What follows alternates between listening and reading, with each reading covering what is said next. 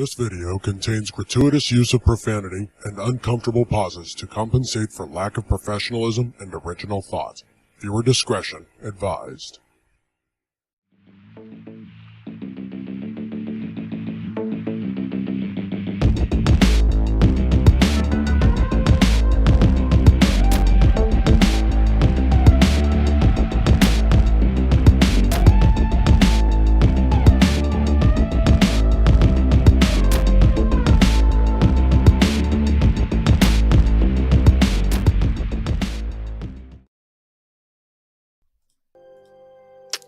Hello everyone, welcome Mike, Pacific 414, first one here, congratulations, you're the first one to the stream. It's good to see you, man. Thanks for coming by. Yeah, man, we got a great stream ahead of us. We have some stuff we're gonna dive into, Star Trek Online news related. Alright, so MMORPG has put out some articles and we're gonna be reading one of them, possibly another one, discussing news about the game, the gaming community, and the publisher as a whole. Let me go ahead and turn down this music. Got a whole bunch louder. But yeah, we're gonna be going talking about these amazing articles that were put out, discussing what's been going on, because I hadn't really been up to date myself. I just started playing Star Trek Online last January for the first time, and hey, I thought I'd kind of see what's been going on with the history of this game and where it's leading up to. So stick around. Hopefully by the end of the stream we'll have a good idea on where Star Trek Online and what it could be like in 5 years, where it's gonna go, and what we could possibly see. And hello, Green Lantern 345. It's good to see you, buddy. Thanks for popping in. It says hail Spock, hail Pacific. It's good that we're having some people here.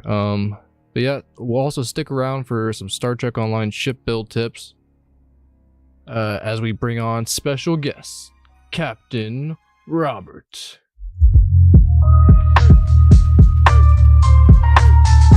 Welcome to Starbase 11, Captain.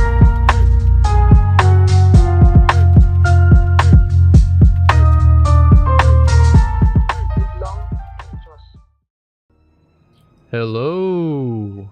Welcome, buddy. Hello, Spock. It's a pleasure to be here. It is a pleasure to have you aboard. Welcome. How have you been? Pretty good. So, yeah, we're ready to talk about some news that's been going on. But before we get into the article, tell them how long you've been playing STO, Robert. I've been playing STO for, I think, 3 years. Sorry, how long?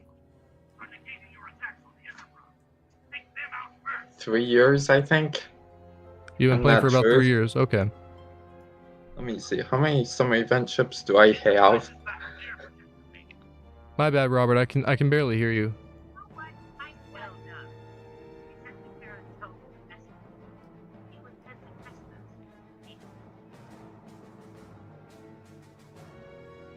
You there? I got 3 summer event ships, so 3 years. 3 years, damn. Pacific says STO Unreal Engine update is what we would like to see. Yeah, that's what I would like to see. If not Unreal Engine, hopefully some really good optimized engine that we get to witness our ship actually being torn apart with explosions and some real nice graphics of landscapes of mountains and fog. I would like a really cool, it sounds funny, but like a GTA, obviously without the theft, but a GTA kind of style RPG game for Star Trek, which we're probably getting with Star Trek Resurgence, right, Robert? It's very possible. But that's more of a Telltale game. From what I hear in that game, you get a bit less customization of stuff, but it's going to be more canon. It's going to be like one of those books that you choose this decision, you go to this page. You choose this one, right. You go to this page. Okay. That's how it sounds like it's going to be. Yeah, if that's the case, I'm looking forward to it because it's been a long time since we've needed a new Star Trek game. Star Trek Online has kind of been carrying that, you know, since they've been the newest title that's really well. There was also Bridge Crew VR. I think you can play without VR too, but that can only go so far in terms of like, you know, combat and storytelling because it's simply just like a, you know, a simulation of like being on a bridge with a crew. But I'm hoping for like Pacific put it, Grand Theft Starship. Without the theft. Yeah. So wouldn't it be just Grand Starship? Grand Starship. And welcome, Mr. Alan Copland. It's good to see you, buddy. Thanks for popping in. Yeah, well, you caught us at a good time. We're just talking about Star Trek Resurgence, but overall Star Trek Online hopefully being put into a new engine. But yeah, Robert's also been giving us some background of himself, of how long he's been playing Star Trek, how long he's been in the community. He's been around for 3 years. He taught me pretty much everything I know about the game, and he introduced me to a fleet in the game known as Obsidian Dragon, which is located on TeamSpeak. And that's what we're going to get into today. So Robert, if you want to go ahead and talk about Obsidian Dragon and what it is you guys actually do for beginner players on Star Trek Online. Well, 2 years ago, I was having a very bad build. Let's just say it mildly. I could have used like anyone's help at that point. I can't find anything how to get. I don't know where to get it from. So basically, I was a noob. You were a All noob. of a sudden, I end up getting into contact with this one person, and their fleet was Obsidian Dragon. They enticed me to the fact that they were able to do 100k on a tier 2 ship. That kind of shocked me. I never knew what 100k was, but then I started talking to Obsidian Dragon on TeamSpeak. Right. And then just saying it in the channel, I was accumulating all this information. I'm pretty sure from that point to the point that I'm at to a month later. So they pretty much taught you everything you know now, right? Oh yeah, easy. And then I check out some other sources, and they go like, that could possibly work. And I've met the clan leader. He's a nice guy. How is it that all of them are really well versed in Star Trek Online? How long have they just been playing ever since the release? Some of them, yes. Others, they were just experimenting around. I know one person there was very good at ground builds, and he met someone else that was very good at space, but not on the ground, so they exchanged information. Oh, okay, interesting. How to get good at space builds, how to get good at ground builds. So, yeah, guys, if you're new, if you're just starting to play Star Trek Online for the first time and you have no idea what you're doing, I mean, you're just scouring YouTube and watching tutorials, and that's pretty much all you're at right now. Definitely think about considering joining the Obsidian Dragon over on TeamSpeak, because they're on STO pretty much 24/7. They're helping out beginners. They have a bunch of tips, tricks as well. Some we can't even give away on stream because we just don't feel comfortable with that. But you know, if you really want to get better with and we'll get into this, you know, after we read the article, but we'll be getting into Star Trek Online builds for your ships and what you could possibly do as a beginner. But the Obsidian Dragon will really help talk to you and, you know, get to know where you're at right now and what kind of build you're going for. So obsidiandragon.teamspeak3.com. If you don't have TeamSpeak, download it. It's just as good as Discord. I highly recommend it. So, all right. Now let's get into what the lead artist said on Twitter. He is the lead artist for Star Trek Online. He creates majority of the ships, and I believe the explosions too. He says it's highly, highly unlikely that STO will ever be ported to a new engine, but we can keep updating our assets with more geometric detail, and I'm very proud of how far we've come in the last few years. And then here's a little bit of an example of how far they've come. I mean, look at that. I mean, 2009, 2022, there is a big, significant difference. Wouldn't you say, Robert? I would agree. There is a huge difference. However, they can still improve. As for a fact on Unreal Engine, I would say that personally for me, I would have two different teams working on it. And I would have one team trying to improve the graphics and the other team seeing what they can do in the Unreal Engine and seeing if one is better, then go with that one. If the other one isn't as good for that thing. So what you're saying is they should just try it, you know, might as well try than don't try. Yeah. And if it works, I agree. It works. It's been becoming a trend in several other games from I heard of from you, Spock. Most of the newer games are being released with Unreal Engine. So this might be a turning point for Star Trek Online. And heck, Star Trek Online is already on Epic Games, so there could be a potential, you know, collaboration there. But I don't know if, you know, Cryptic Studios and Perfect World Entertainment are, you know, up to that. It's just it's completely up to them. I mean, we'll get into what happened just previously with them, but I like what you're saying though. They might as well try than don't try, because if they at least go that route of trying to put the assets into Unreal Engine and say something doesn't work out, like you explained to me, they can at least come out and say, well, we tried to do it, but unfortunately it wasn't able to work because of these reasons. Rather than saying, you know, we're not going to try it at all. You know, at least I think there is a benefit. I understand viewpoints like this. Like, this is coming from a Star Trek Online fan on Twitter who's saying, Thomas the Cat, I feel like you, and Thomas the Cat is the lead artist. That's just his Twitter handle.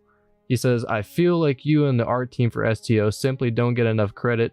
Everyone's all new engine when, and I'm sitting here processing screenshots from my page thinking, my god, this game sure is pretty. And I mean, he's not wrong. The game looks amazing considering how far it's come over so many years, but I still see, I mean, as a artist myself that works in Unreal Engine a lot and has dabbled in Blender and many other 3D classes that have pretty much taught me how to render and process certain meshes, and I see what they're talking about, but there's still a lot more room for potential of making this absolutely stellar in terms of graphics. I mean, we could have this game looking like it has Mass Effect graphics, or it doesn't even have to be super high def graphics, as long as we're getting something, you know, as good as, say, I don't know, what would you say is a good game? Destiny 1 graphics. I mean, I wasn't a big fan of Destiny, but the graphics were pretty good. Maybe Just Cause kind of graphics from Just Cause 3. I mean, I'm just saying, like, we need definitely an engine upgrade, because the one thing that always sticks out to me in Star Trek Online, as pretty as these pictures look, those are on certain planets, and the lighting is just, I mean, it makes sense, lighting isn't always the same, but there are some parts in space where the lighting is so flat, even on max settings, your ships look like cardboard pieces of paper in space.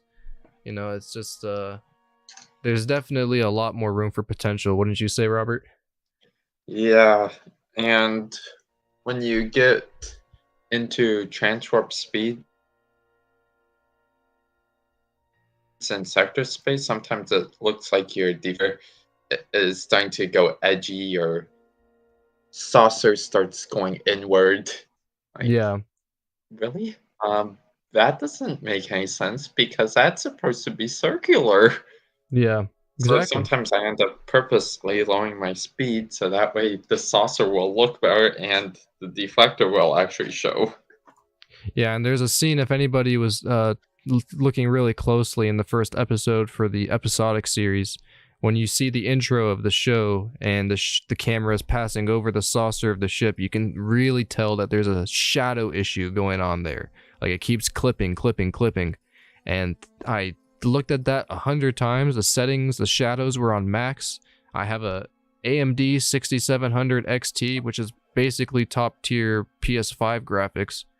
And I mean, the game needs an update. That's all that needs to be said. I mean, he can be proud, and I'm happy that he's proud of what he's done. He's done a lot as a lead artist. He's changed the explosions, but there needs compared to other developers, they've done a lot more. This is what I'm gonna say. So he needs to kind of step it up in terms of. But I mean, there's COVID, so things have been slow for a lot of people.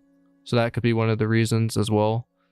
But I definitely think maybe they should consider teaming up with somebody to help them out with the graphical aspect. That way it's a lot easier on them. And I think they've come out previously saying that I could be wrong on this, that they don't really understand most of the coding that's involved with Star Trek Online because it's created by previous developers. Yeah. I believe that also happened in the stream. I am not sure when. Okay. So yeah, I mean, there's that. So I mean, maybe if they team up with somebody, But they yeah, can help them with that issue.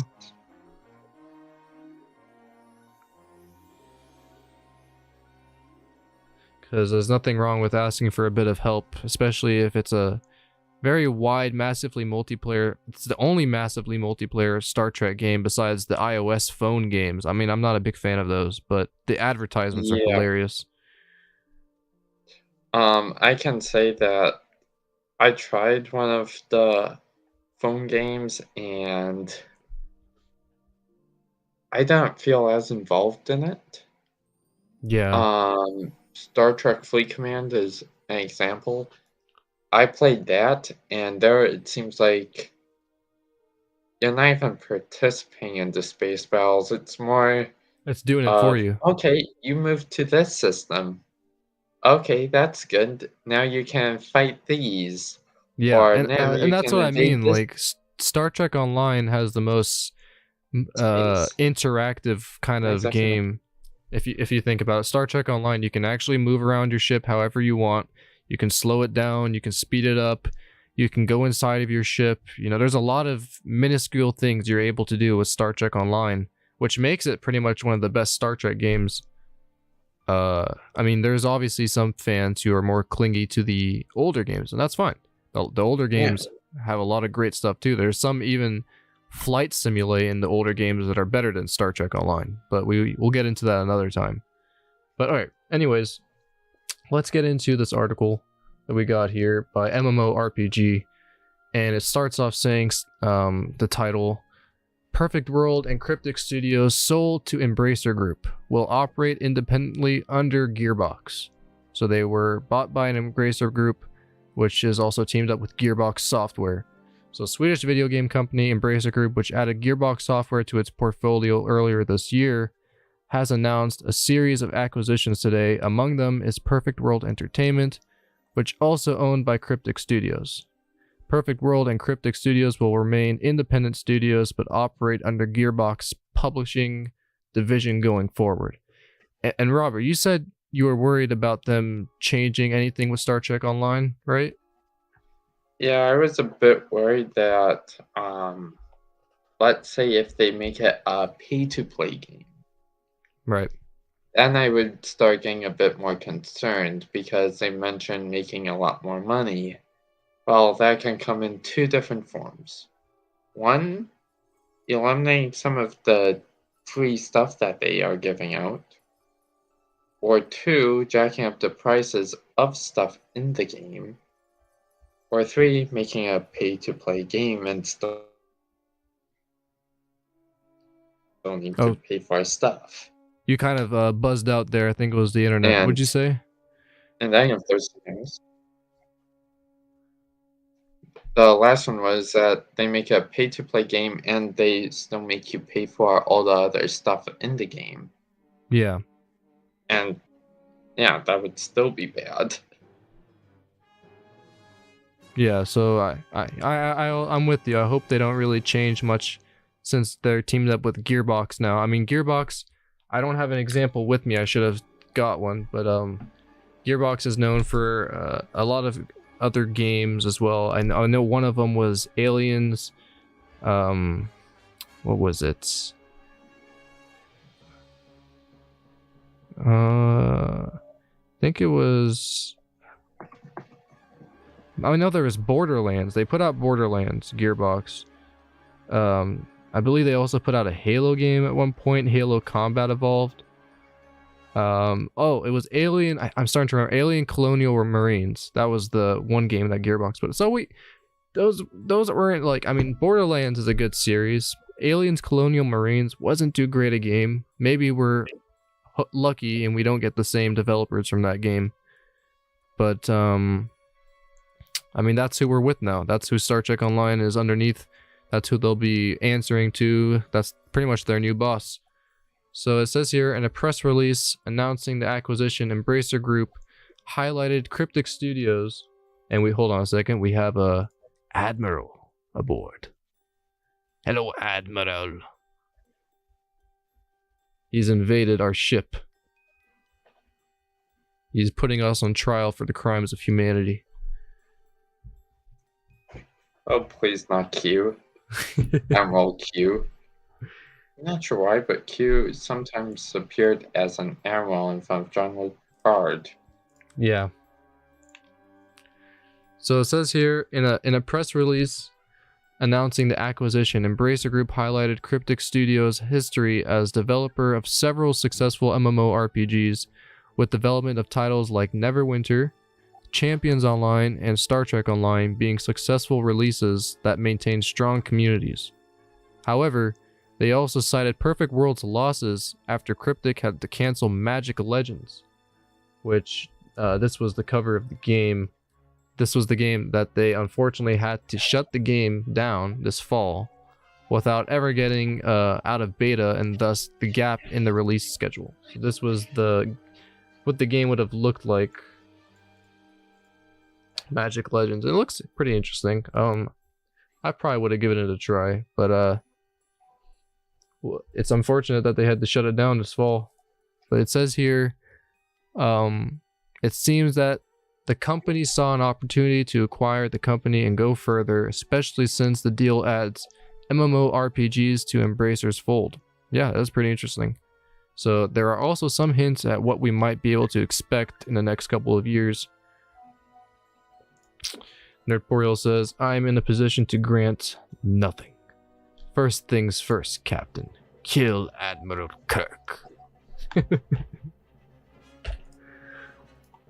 So it says here, Cryptic Studios currently operates 3 long-standing MMOs, Neverwinter, Star Trek Online, and Champions Online, with a shared lifespan of 25 plus years. These titles generate significant profits, and Embracer expects the live Cryptic titles will continue to be strong and steady for the upcoming years. PWE Publishing has a compelling slate of upcoming games while continuing to evaluate new opportunities. Of the existing slate, PWE's next launch is planned in 2022 with 5 additional releases by 2024. So we're getting 5 new games. I can't really speculate what we might get. I'm hoping we get another Star Trek game, but I kind of don't think we are, because we're already getting Resurgence, so how many Star Trek games can we really get? I'm being optimistic. Maybe we can, because in Star Wars, we're getting 3 Star Wars games. We're getting the Skywalker Saga, we're getting Eclipse, and then we're possibly getting a game by Ubisoft as well. So that's 3. I mean, Star Trek should at least get like another game. It's possible, but yeah, not as likely. Yeah, it's pretty unlikely. Okay, so time to start speculating just what these 5 new titles in the next 2 years might be. While the deal was announced today, it won't be officially complete until February, this month, pretty much.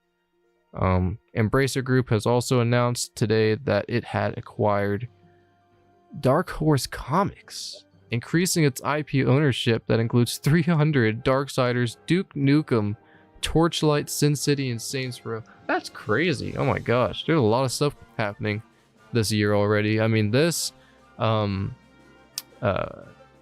forgot what happened with Activision. Someone bought Activision. I can't believe I already forgot that. But because now today Sony had bought Bungie, so there's a lot of stuff going on. So yeah, we'll just have to wait and see what these next 5 games might be. And before we finish this off, let's get into this next article, which is probably going to talk about the same thing. It says here, PWE and Cryptic have been bought out by Gearbox's Embracer Group. And this is coming from Bree Royce. So we keep joking that the week before Christmas is basically the Friday night of burying the last minute news, and it keeps proving us right. This time, we've got news that Perfect World Entertainment, and by extension Cryptic Studios and all of the MMORPGs they share between them, has been wholly acquired by Embracer Group AB, or will be once the deal closes in February.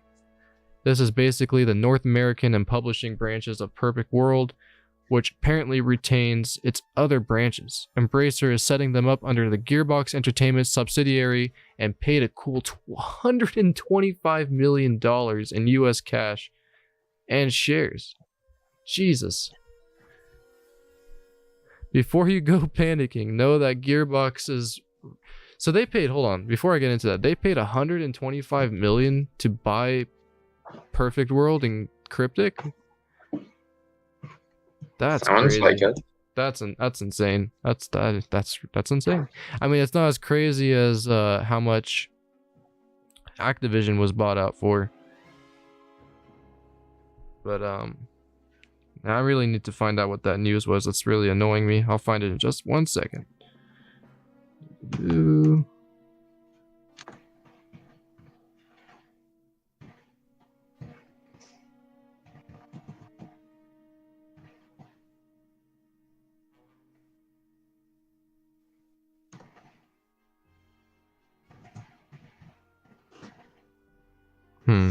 I forgot what the news was. I think, oh yeah, Microsoft bought Activision. That's what it was. Other way around.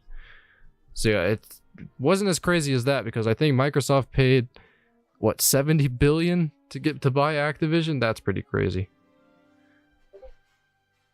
And Nerporial said, Star Trek Online exploded. 6 months after I subscribed, the shock shifted the performance of my computer and everything was laid waste. It was only by my superior patience that has allowed me to stay sane.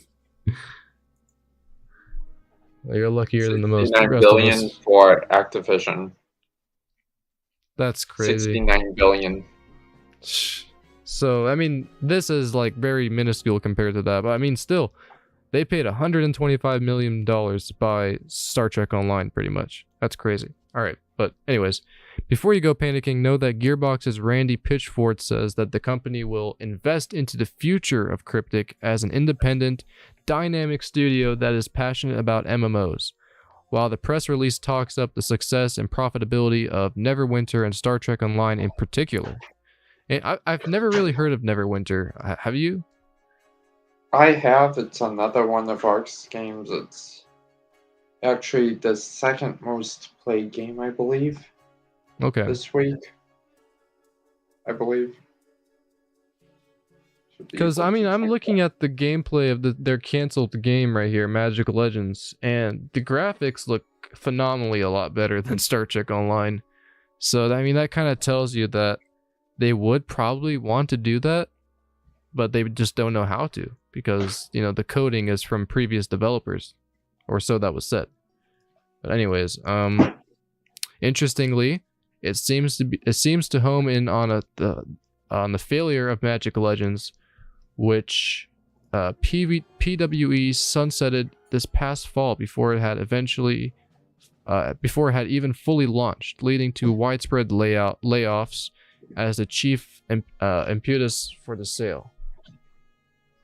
Impetus for the sale. Sorry, I can't read today. I don't know what's happening.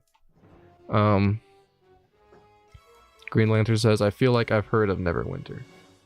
Yeah, I personally have never heard of it. I have to check it out. But if you guys want to subscribe to Robert, make sure to do this. Robert, I hope it works. ! Captain Robert. That should definitely bring up his channel. Hopefully. If the bot likes me. I don't think it likes me. Well, that's a shame. It's supposed to bring up his channel. Oh, there we go. Awesome. So yeah, guys, go subscribe to Captain Robert. Make sure you have it if you haven't already. Okay, so it says here, upon completion of the transaction, PWE will operate within the Embracer Group as a subsidiary of Gearbox Entertainment Company with a continued focus on publishing and creating games. PWE comprises of a team of 237 full-time employees, including the team behind the publishing unit. Though through the acquisition of PWE, Gearbox Entertainment will onboard PWE Publishing and Cryptic Studios, which will both remain independent within Gearbox Entertainment. This acquisition will strengthen Gearbox Entertainment's publishing division. Alright. So they're giving a lot more employees. That's a good start. Founded in 2000 and headquartered in Los Gatos, California, Cryptic Studios is one of the rare handful of studios with experience launching and operating multiple MMOs. Massively yeah, we know what MMOs are. The studio has what's up? Okay, I decided to look more into Neverwinter. It appears to be another MMO. And it's free to play. It seems to be mostly taking place on ground. And it says that you are a venture, and they mentioned Dungeons and Dragons Forgotten Realms. Yeah, okay, that's pretty cool. Yeah. Officially licensed Dungeons and Dragons free to play. Okay. So we can let's read this actually. Founded in 2000 and headquartered. Yeah, so the studio has a track record of success with 3 of the last 4 launches achieving meaningful commercial success. Neverwinter and Star Trek Online continue to be the top performing MMOs with highly engaged user bases. Cryptic comprises as a team of 136 employees. Not bad. Not bad. Hopefully Gearbox is going to help that a bit more so they gave you more employees.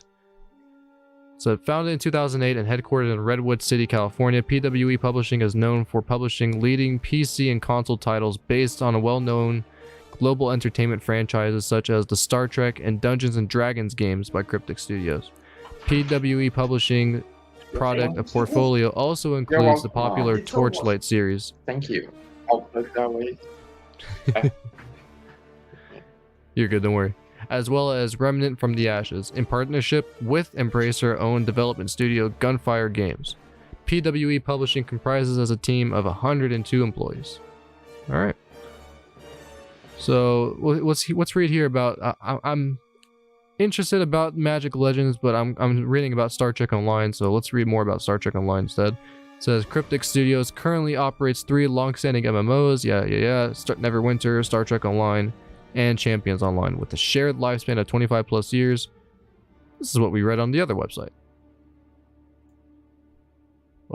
Someone's in trouble. In calendar year 2021, the companies are estimated to generate net sales of approximately 700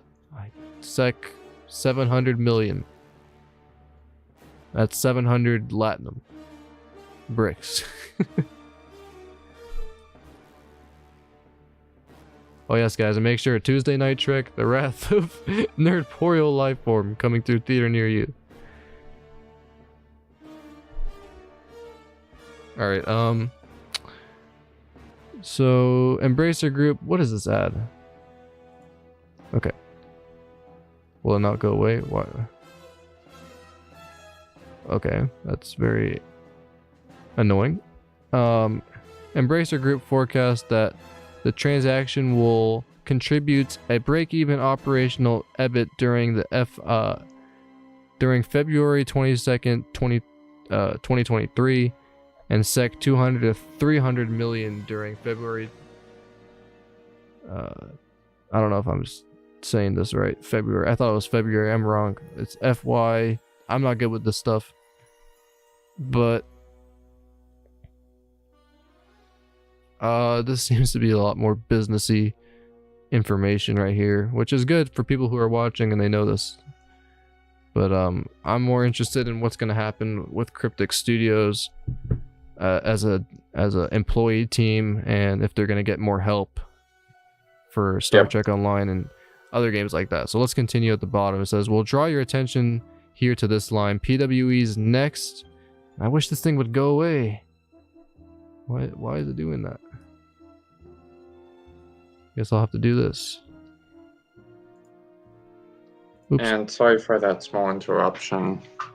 No, you're good. Don't worry. Sorry if people can't see this right here.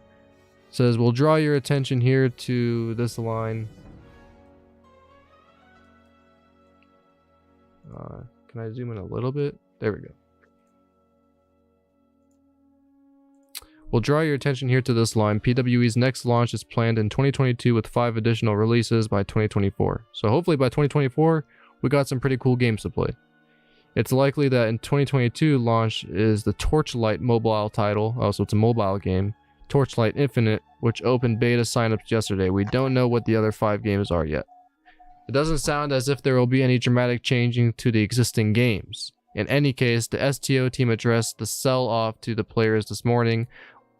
Alright, this is what they said. In terms of the day-to-day operations of STO, very little will change. Okay, so I'm coming from the actual dev team.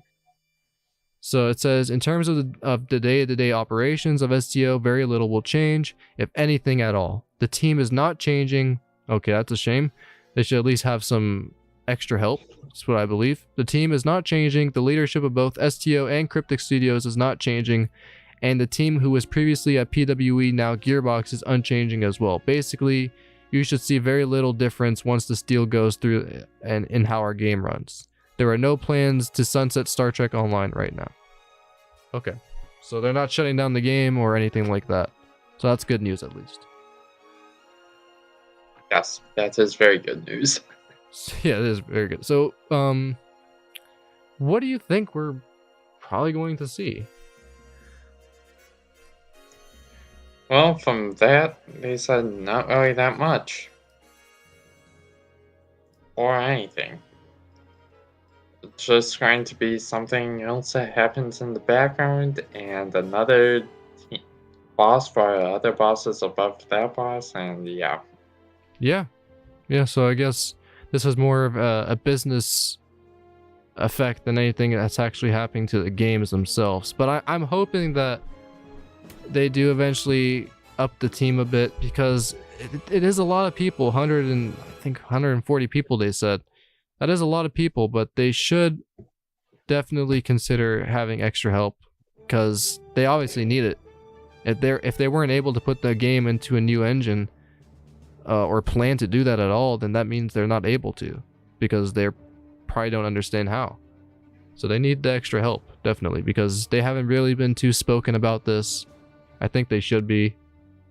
But if it's okay with you, Robert, let's get into pop-ins. If anyone wants to pop in here and discuss their opinion on what we've been talking about tonight, feel free to jump in the StreamYard, and we'll bring you in here. That works for me.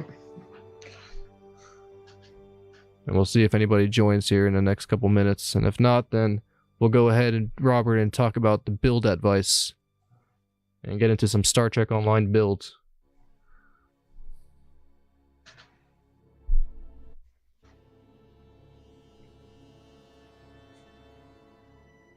So yeah, guys, if you have not already, consider popping in the StreamYard if you want to discuss anything with us about what's been going on with Star Trek Online, your opinions on it, and what you want to see in the future of the game.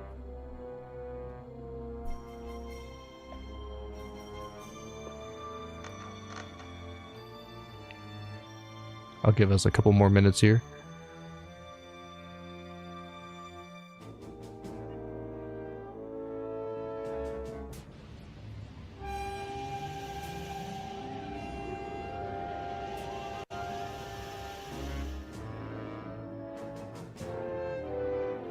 Ah, we have a guest. We have an admiral. So let's get into this pop talk. What do you say, Robert? Sounds good.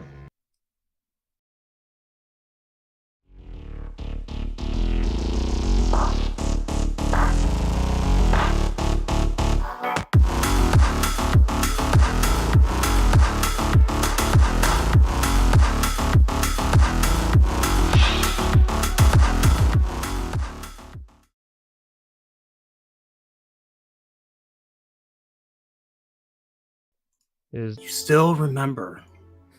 I cannot help but be touched. I, of course, remember you. It's good to see you, buddy. Good to see you too. Yeah, doing all right. Just got some news about Gearbox buying out Cryptic Studios, but it turns out nothing is really going to change with the game, though. Oh, I've been hearing so much about companies buying out companies like Sony bought Bungie today. Bungie, yeah. And then of course we all know about Microsoft acquiring Activision Blizzard. I mean, it's crazy. And it just makes me think, oh no, it's gonna. I'm thinking of. I just always think back as a reference to Disney and Star Wars, and how low in quality it became. Yeah. So.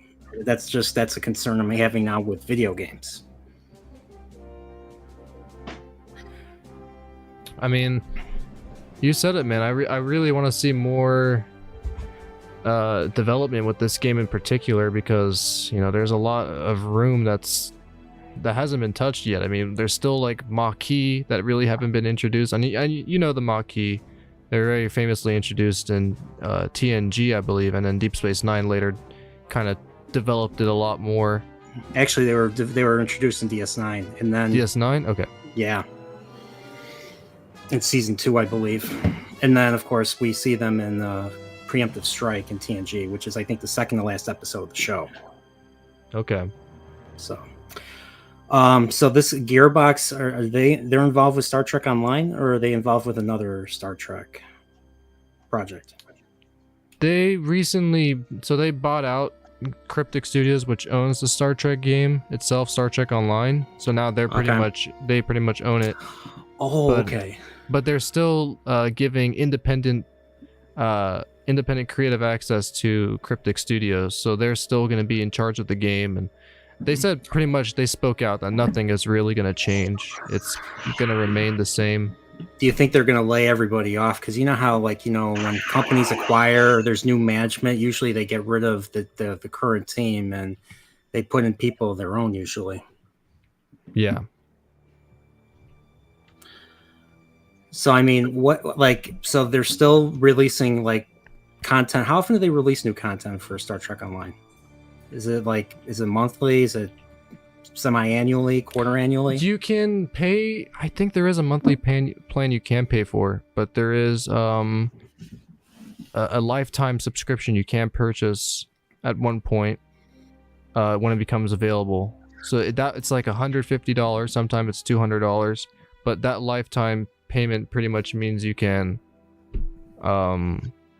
you subscribe forever and you don't have to pay monthly. Oh, okay. I am looking. I mean, what would you want to see? I mean, it doesn't have to be even related to Star Trek. What would you want to see? Star Trek Online. What would you want to see? A Star Trek Online open world game, maybe? Or you mean open galaxy game? Yeah, I would love to. I mean, the foundation of Star Trek is to, and we all know this, is to explore strange new worlds and to seek out new life and new civilizations. That's what I think. That's the direction. I know this would be a very challenging thing to do, but it would be cool. It would be something that I would like to see. Yeah, and of course, you have your political, your battles between the the Romulans, the Klingons, your familiar enemies in the quadrant, or who knows where else, who knows what other enemies haven't been spotted yet. So yeah, it's just like all the things that made Star Trek work in the beginning, before Michael Burnham and Soji decided to just start saving the galaxy season by season for different disconnected, disjointed plots and situations. It's always something different every season. It's like everything that they build up to, they conclude it and then they forget about it. Yeah. And that's a very bad robot J.J. Abrams, Alex Kurtzman type of thing. Like, honestly, I was thinking about this earlier today. Star Trek 09 establishes that the Romulans in the Prime timeline were destroyed. And they bring it up, and that was supposed to be the main motivation of the villain Nero. Well, they never really followed up on it. They just made Nero a very weak, one-dimensional villain. And they never really followed up on trying to figure out if there was a way to undo that. Like, I personally think that Spock, Leonard Nimoy, should have been sent back somehow instead of staying there. And I think Spock should have went back and tried to figure if should have prevented the loss of Romulus. Yeah, I agree. I don't know why they didn't do that. Yeah, I don't know why a planet has to blow up at all in Star Trek. It's not Star Wars for crying out loud. It's the hubris of Abrams and stuff. He wanted to blow up Romulus. He wants to blow up Vulcan. Yeah, I mean, they're trying to make it like Star Wars with, the big giant drill was basically the Death Star in a sense. The only difference was it was, instead of a big giant laser, it was basically they take a big drill to the core, which makes very little sense, but hey, this is J.J. Abrams stuff. And then you drop this little piece of red matter to create a singularity or whatever, and then it creates a black hole and sucks in the planet, or however that works. I don't know how that works. So, well, I hate to end you off right here, but I want to make sure we have enough time for our other guests who want to join us. But is there anything you want to go ahead and promote before we move you on? Oh, sure. And I mean, as far as I'm concerned, you're going to be on the panel. Empire Strikes Back, Thursday. 8 p.m. guys, Central. show up. So Spock's going to be on the panel. One of Echo Base Network, probably Nick is going to be on. X-Wing's going to be on. Paul, Star Wars guy, is going to be on. And I got Daryl, the Derelict. So that's who's going to be on. Wow. The real Derelict, yeah. And I don't know if they're all going to come, but if they do, great. I do have a backup in the case. So. All right, I have to make way for Admiral Saval because I don't want to keep the Vulcan former ambassador waiting. So, all right, take care. I'll see you later, man. Thanks for coming. See ya. How y'all and doing? welcome. Oh, we're doing all right. Thanks for asking. How you doing? Pull my camera up for a sec. I have my dog on my lap. Go ahead if you want. It's just gonna cut off some parts of it. Oh, hopefully they can see that. Oh yeah, perfect. They can see the dog. Ow! Damn it! Bad puppy! So, from what I understand from my in-sources, with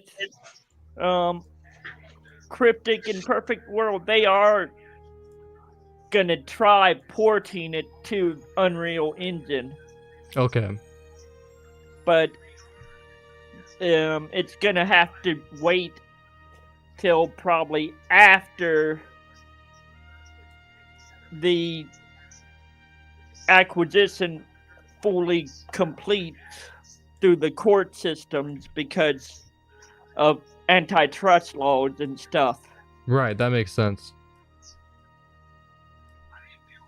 Yeah, I mean, hopefully they come out about it at one point saying that they do, because I'm very optimistic into the fact that they might eventually do it, port it to a new engine. I understand that it's probably a really hard thing to do, because taking all the assets they have now and putting it into a new engine takes a lot of time, and not only that, it takes a lot of experience with using Unreal Engine. If people want to see Unreal Engine, they have to have somebody who is very well versed into that gaming engine. So, you know, it's something I'm very hopeful that they do. But you what never know. engine they use now?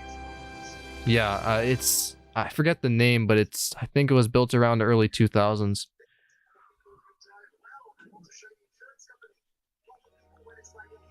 Let's see. Oh. Where's Ark? Do you know, Robert? No. Nope. See what it says. The engine is based off of when I launched the game, and of course it launches on the wrong screen.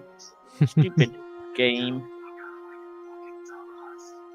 Yeah, I'm looking it up right now because it's always something that's interested me, because I always forget the name.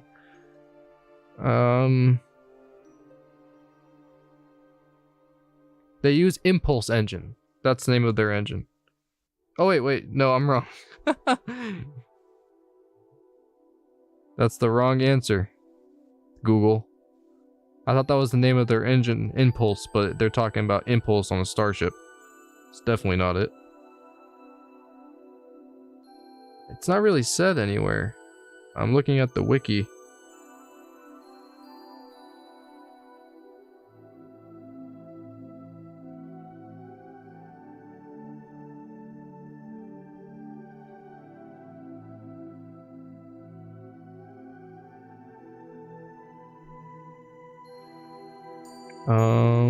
Yeah.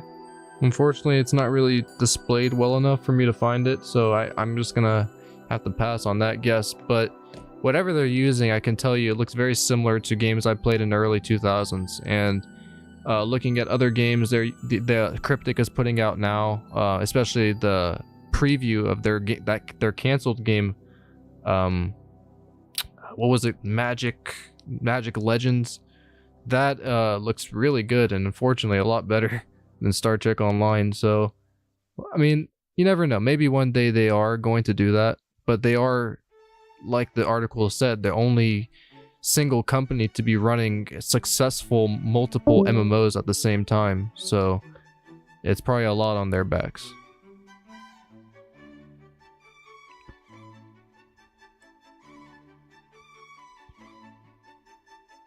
But before we move on to the STO build portion of the stream, is there anything you want to shout out, Saval, before we move on here? I think you're on mute. I can't hear you. Oh, not really. I've stopped streaming because of school. Right. Okay, why are you not wanting to launch properly, stupid game? Tell me about it. The launch is always a bit frustrating, especially for Robert sometimes.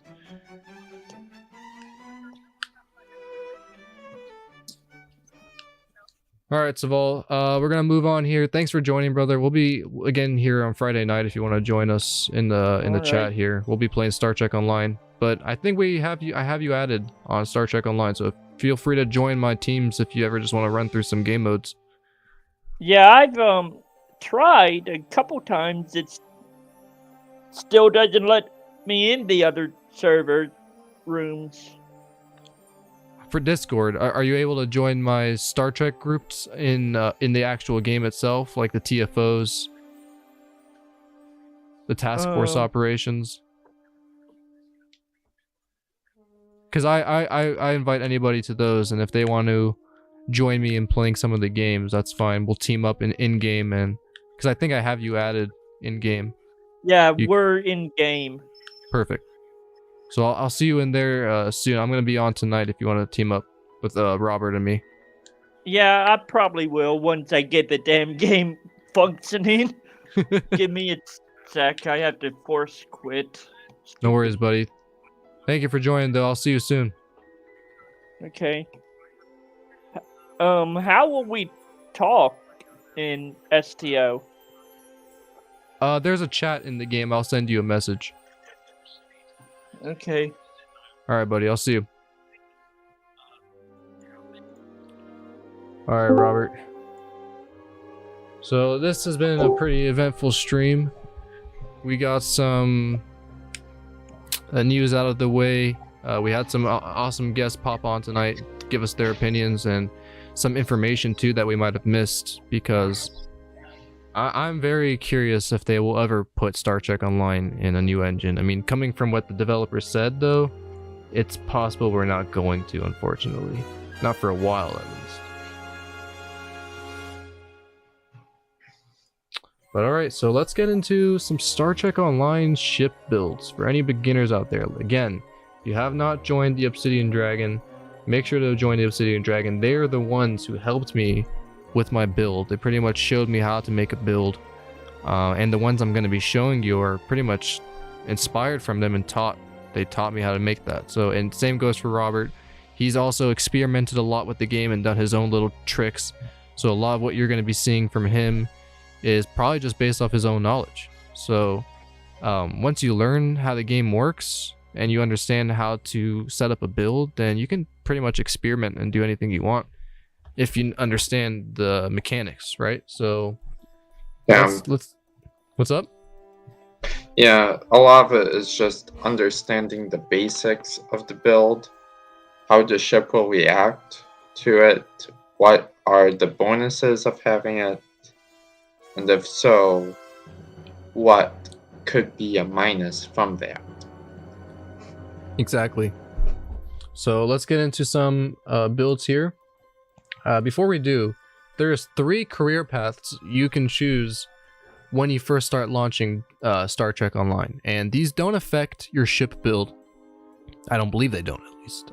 Somebody could in chat say something completely different that I didn't know about, that maybe engineering path gives you a lot better results in tanking, but from my knowledge it doesn't really do that. You can choose any path you want. So you can choose a science officer and do a DPS class, and DPS is damage per second, so more focused on using your weapons to cause damage rather than being defensive or well, there's other ways of causing damage. Pretty much I believe there's only 2 different paths you can take in terms of builds. There's tanking and then there's damage per second, but there's so many ways you can do damage per second though. Yeah, one of them is by doing cannons or beams. Both of them are energy weapons. Yeah. The one minus about that is that if you get hit by, let's say, feedback pulse from, let's say, a Borg diamond, you're gonna get hit hard. Yeah. Because all that damage that you're doing to that is being reflected right back at you. And that can hurt. So, as for tactical, for people who want to do better on ground missions, what would you suggest, Robert, is the best for ground? Which path is the best for ground?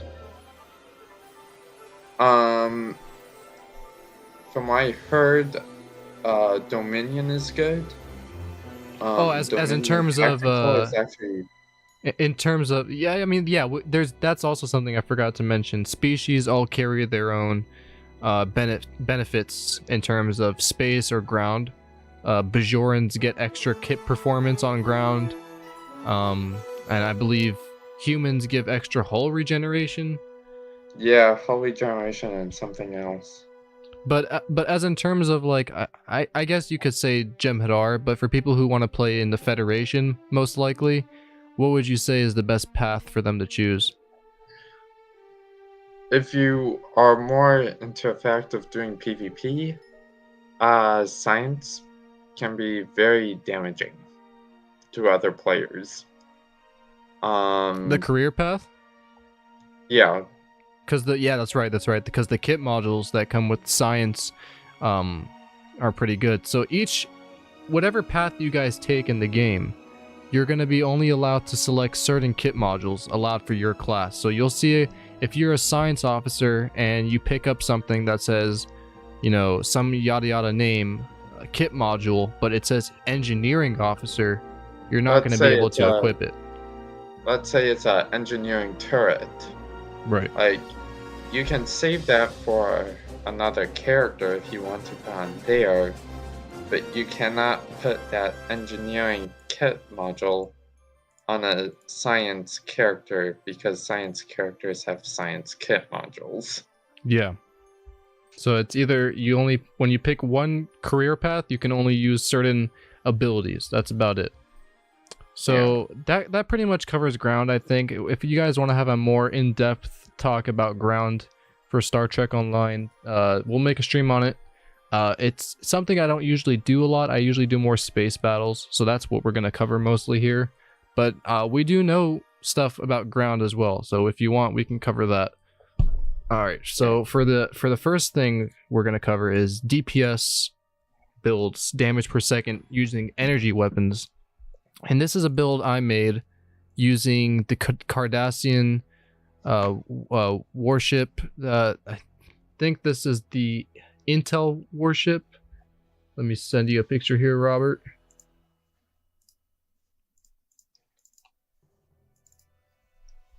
Oh, I got it popped up. All right, perfect. So yeah, like this is more suited for energy weapons.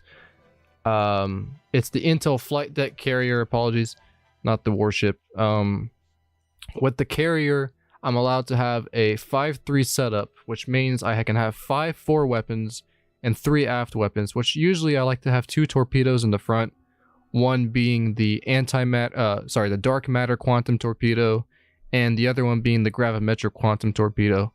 And we can go into that some more. The phasers I use are from the Connie, the Miracle flight deck carrier, because those are technically the best phasers in the game. They're all I forgot to include that as well. When you guys learn about re-engineering items in the game, there are certain mods you want to have for your space weapons. The one being not critical damage, damage, DMG. And sometimes if you're lucky, you do want to get crit X. And for your legendary modifier, you want to have crit H, crit D.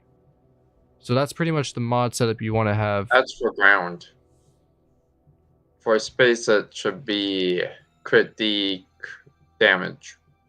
CRTD over damage or damage over sorry, CRTD. you're right. Sorry, I mixed it up. Yeah, for space, your legendary modifier wants to be crit D/DMG damage. So Yes. as you see right here at the bottom, it says build by @Spock. That's my in-game STO name if anyone wants to add me right there.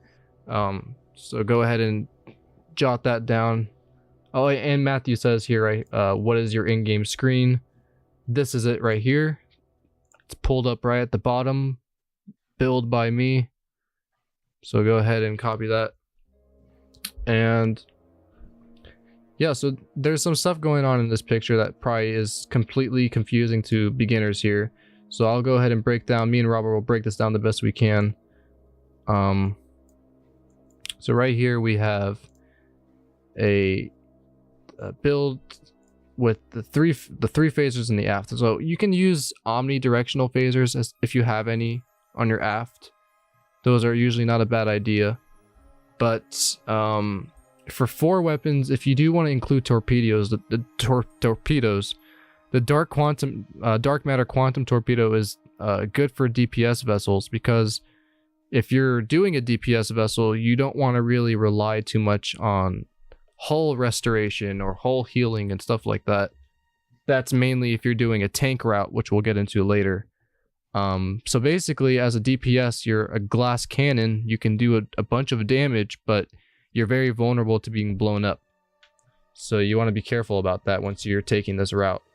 Because if you're getting too close to ship explosions, your ship is also going to take damage and explode itself. So you want to make sure to avoid those.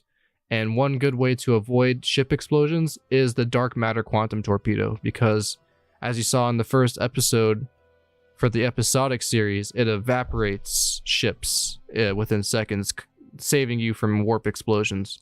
So that's one thing you want to consider. And there's many ways of doing energy weapon DPS builds. The one way I have it is based off of control expertise, which I find pretty beneficial, because if you see here where it says personal space traits, there is an ability here on the very top row to the left, very first one to the left, which is called Fragment of AI Tech, which gives me the ability to stack control expertise on my ship, and whatever percentage I have will go directed into my energy weapons as much as I use control bridge officer abilities. And control bridge officer abilities, do you want to list any off, Robert? I know jam targeting sensors is one. Gravity well, there's a lot of them. Tractor beam repulsors. There's just so many of them. Yeah, so there's many ways you can go about doing energy weapons. So if you have the Fragment of AI space trait, it only limits you to about 400 control expertise. As you see here, I'm hitting 344 right now, so I'm pretty close to 400. But the reason it's sitting at 344 is because that's what my ship is like stationary. Once I activate certain abilities in space, in a space combat, my control expertise can go even higher. For example, the ship you saw me using on Friday was the Starship Equinox, which once you reach the tier 5 mastery level on it, it gives you a space trait called Synthetic Good Fortune, and whenever you activate a control bridge officer ability like jam targeting sensors, and I believe it's also another ability you can activate. Photonic shockwave? Yes. If you activate those, they will increase your critical chance. So you see, that's why I'm not really focusing too much on my crit chance. It's at 33%, which is fairly okay.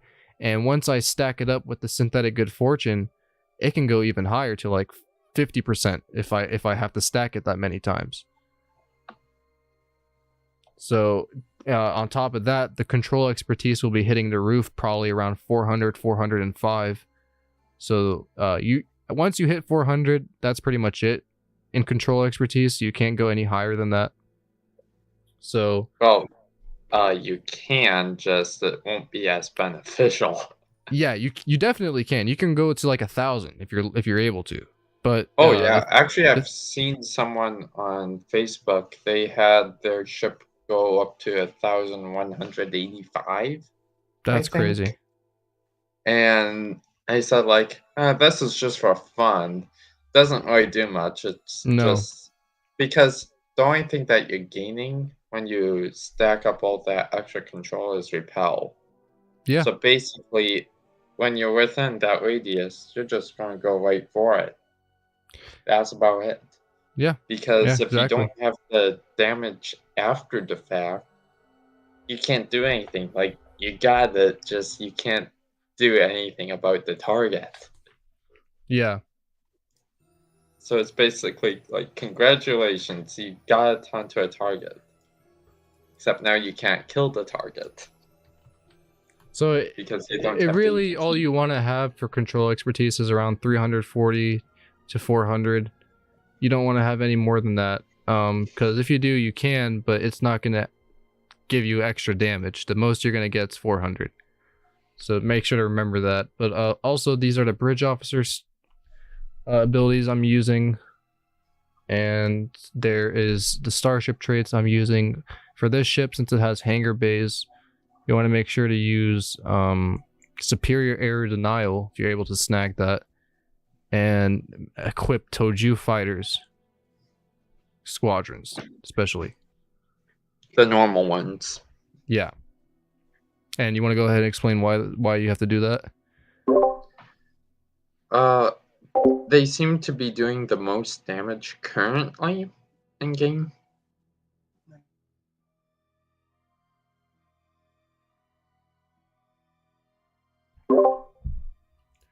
Yeah, they do a Yeah, lot of there's damage been- for some reason.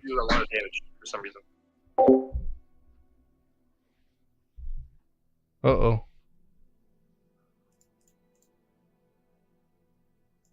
Not sure what happened there. Not sure what happened there. Yeah, nor am I. I just know that it was alone temporarily. But yeah, it's for some reason the normal Toju fighters do a lot of damage. Not really sure why. But they do. So it's cool. And if you have superior area denial, that trait basically every time you activate cannon spread or cannon fire at will. Scatter volley. Yeah, cannon Scatter scatter volley. volley or fire at will. If you activate any of those two, it will trigger superior aerial denial, which your pets are going to start using scatter volley as well. And they just do a tremendous amount of damage. It looks amazing. Oh, yeah. All right, so for the next build, if anyone has any questions on this build, definitely make sure to ask. Head on over to the Obsidian Dragon TeamSpeak if you haven't. Yeah. And, we'll explain some things a lot more to you. And if you guys didn't see this is the Obsidian Dragon, make sure to join it. If you don't have TeamSpeak, download it. It's a very handy tool, and it's pretty much just as good as Discord, except probably a lot simpler. So head on over to TeamSpeak. All right, so for the next build, we're going to be introducing another DPS type of build, which is the Daedalus that does gravity wells. So go ahead and explain this, because I'm not too well versed in science builds. Gravity wells are complex due to the fact that they require a lot of timing, and it's a lot of button pressing at the right time. I've seen some people do very good with it. Other people not so great due to the fact that they don't know how to use the ship properly. Right. There's quite a few universal consoles. Like if you look into two engineering consoles, those two are universal. Two of my tactical consoles are universal. A lot of it is, and once you start going super high end, basically all of the consoles, including your science consoles, will go into universal consoles. So at that point, it's just a console build. Like, it does gravity wells and it does consoles, but then it shifts from a gravity well build into a EPG build. Right.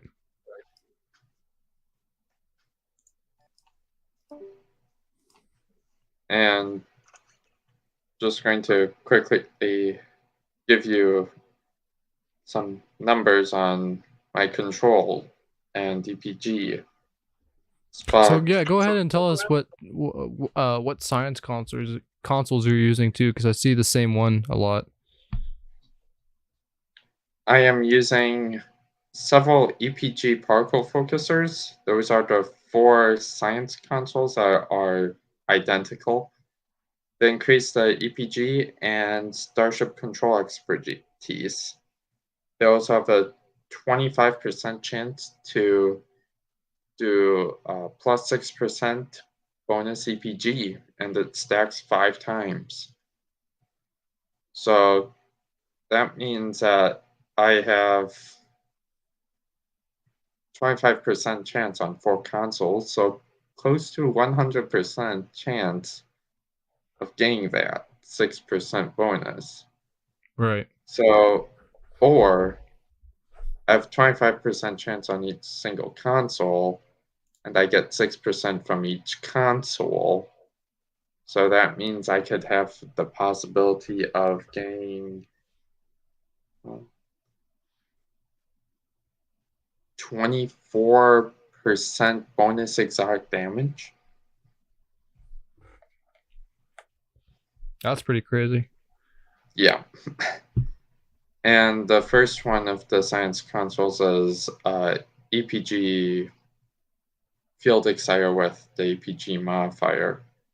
When shield healed, you get Field Exciter, which increases energy or weapon power, which really is not that useful on the build that I'm using because it's all torpedoes, and torpedoes don't get affected by weapon power. Like, there's a difference.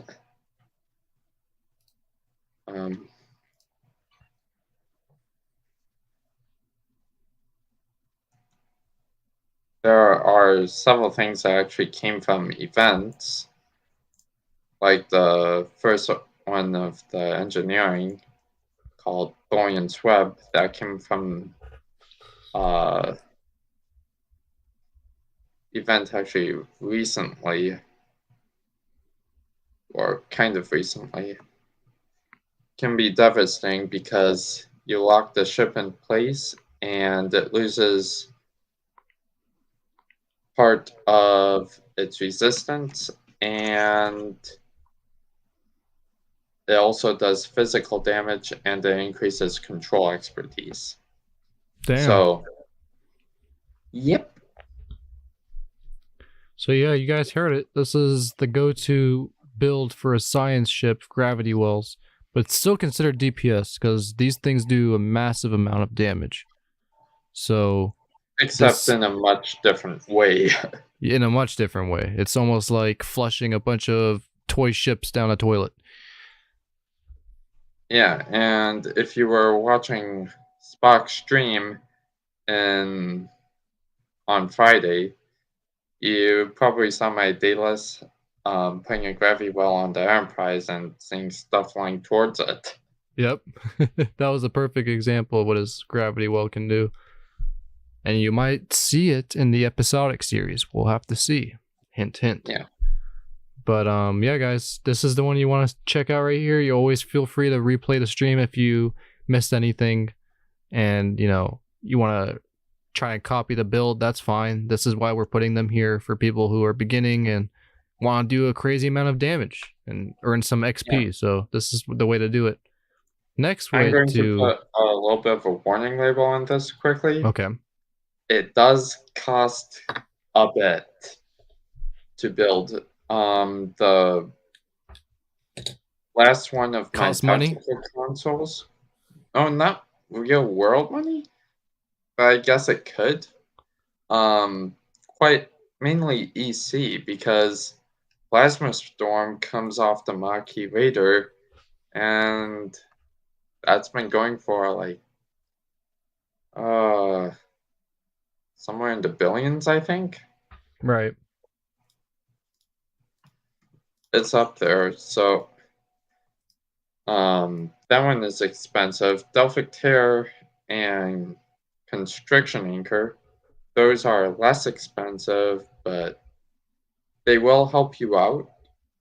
I can say that with a guarantee that will help you out. Like, there are some fillers, but a lot of it comes down to what you can get with what you have. Okay. You want to get your EPG and control more or less even, and then you slowly want to increase your EPG if possible, but still have the ability to get yourself up to 400 control. And control is definitely what you want if you're making a science build. Control and EPG, it's a mixed combination.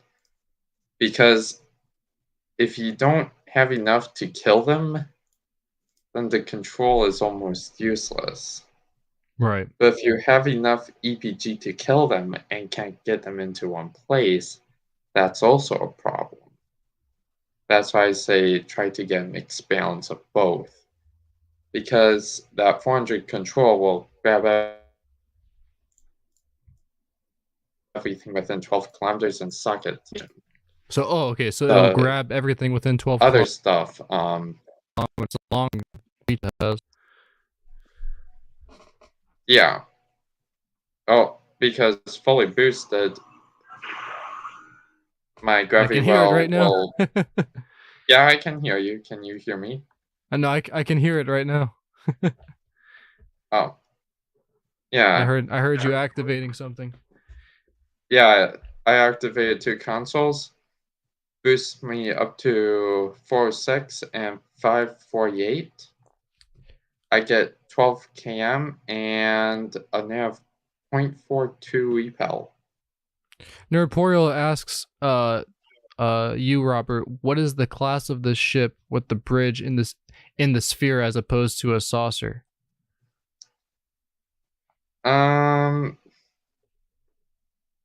It's called the Daedalus class that I'm using right now. There's one other ship.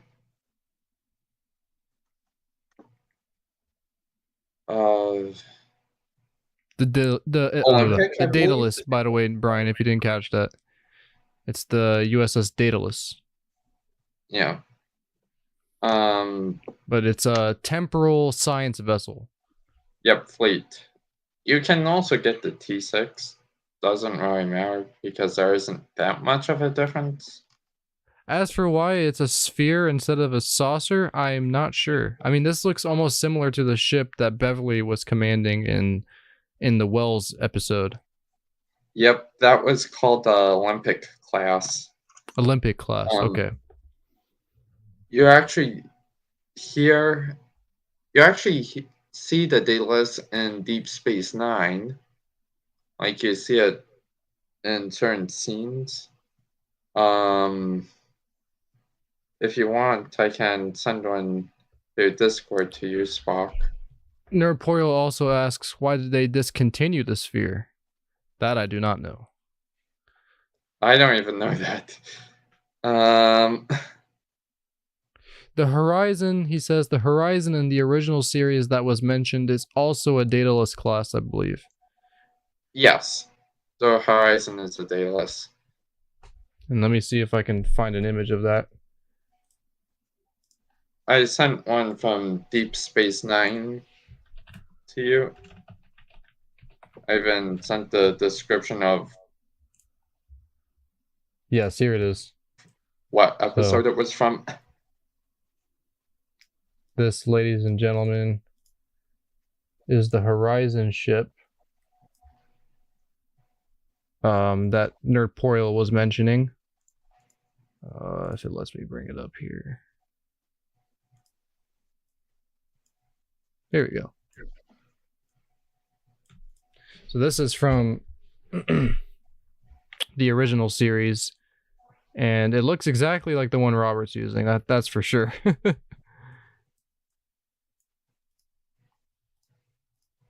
Were you at all inspired, Robert, to make it based off of this episode?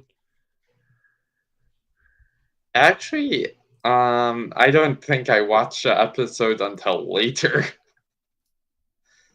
So I don't even know what the Daedalus class was, but I was mainly going off of its stats. Because the Daedalus is the strongest science vessel, correct? Oh, it was the strongest fleet science vessel that I could get my hands on at the time. Because I saw,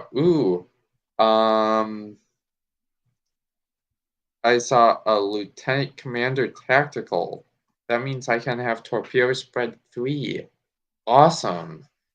Because the Torpedo Spread will increase my Gravimetric Torpedoes that I have in there, which is the first torpedo that I have in my 4 weapons. They also do repel. So, yippee!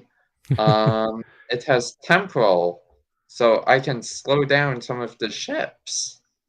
And all their damage inside of that sphere will be lower. Yes. The ship itself, if I activate something before I go into combat and then I actually start fighting, it will increase the control expertise on the ship. Yes, that works out perfectly. Yeah. So, all right, for our next build, which is also a DPS build, this is one from Galaxy Hacker 9100, and this is a torpedo build. So this is basically it only has torpedoes on this ship, nothing else, and everything that's helping boost it is strictly towards torpedo damage. I have one of these ships. I call it the Boat. It's on a Jem'Hadar ship. His is on a Alliance Tamara Raider, which is pretty interesting. So, what do you know so far? I know a little bit about torpedo builds, but not so much. I really haven't digged into it too much. I found some duty officers that do help with damage of torpedoes, but you have one too, right, Robert? Me, I don't have a torpedo build. I just saw this one and I tried to understand as much as possible. From what I'm seeing here, he's using concentrated firepower, which is a command ability that really helps with the torpedoes. I'm not exactly well versed in what it does, but I know it does affect the torpedoes quite a bit. Attack Parent Omega, that increases all your damage. So, yeah, that will help quite a bit. High yield, well, that's one of the torpedo abilities. The other one is Torpedo Spread, which also works. He has Fire at Will and can Scour Volley.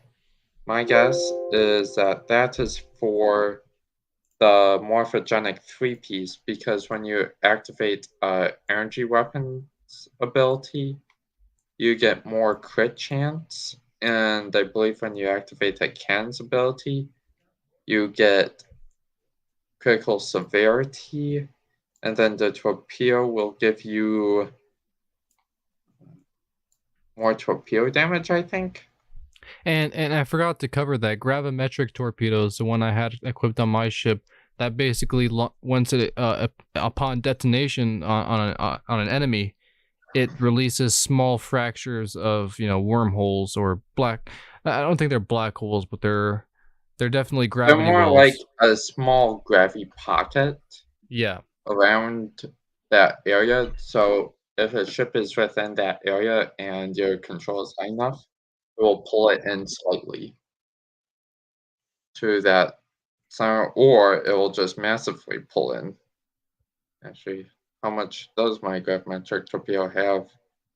It has a 0.41 repel. Yeah, I think that might be enough to pull in some ships. Yeah. Definitely. I mean, the duty officers he's using too, especially, I can't read it real quick, Karama reduces the bridge officer abilities after auxiliary to battery. That's pretty helpful. Yeah, auxiliary to battery, I did test that out, and it does improve ships and damage. And I've worked on it several times.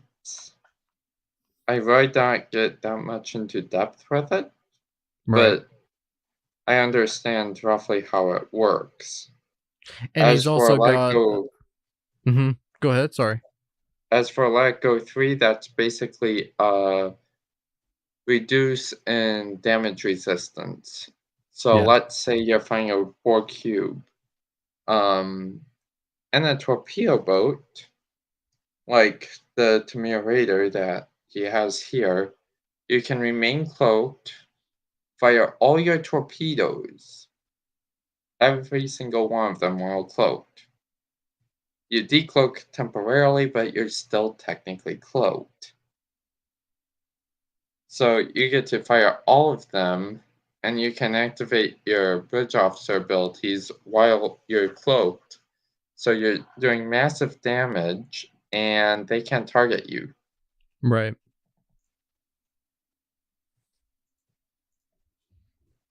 I mean, he's also got the law duty officer there as well, which is probably one of the most helpful.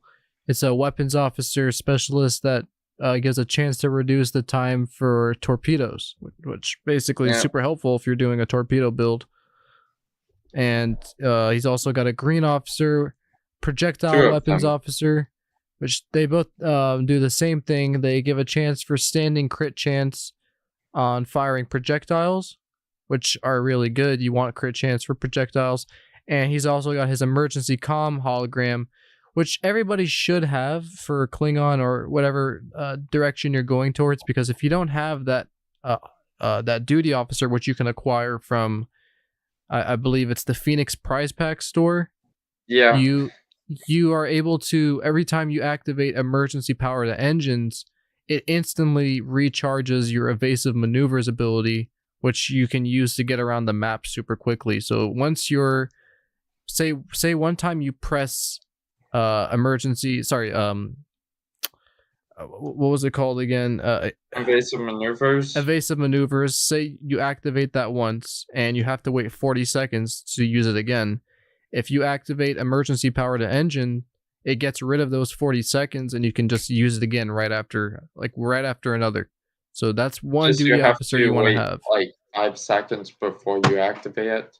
Yeah, because then you have to keep in mind of the emergency power to engines, because that has to cool down as well. Yeah. So you I mean, it's a must-have though. Emergency power. No. Invasive maneuvers. Wait 5 seconds. Emergency power engines, and then go back to invasive maneuvers, and that will get you moving pretty fast. Yeah, really fast on any ship. Oh, yeah. I'm pretty sure the only one that I'm not using that on is my science, due to the fact that I'm still experimenting around with a few stuff on it. And Matthew asks, he needs the TeamSpeak address. If you go into the description of this video, I have linked it there, as well as the Obsidian Dragon website. And if you have TeamSpeak downloaded, feel free to go ahead and copy that link, obsidiandragon.teamspeak3.com. That's where you want to paste it in the actual program itself, and you'll be taken to their server. If anyone needs help with TeamSpeak, I'm sure there's a simple tutorial that's been made, because I could simply make one, but there's already hundreds of different tutorials made for TeamSpeak. So if you guys haven't used it before, definitely go and check out the tutorials. All right, so next build we're going on to is the tank. This is the first example of a tank build, and this is also by Robert. This is the Uss Vengeance, Kelvin Timeline Intel Dreadnought, which you guys have all seen from Star Trek Into Darkness.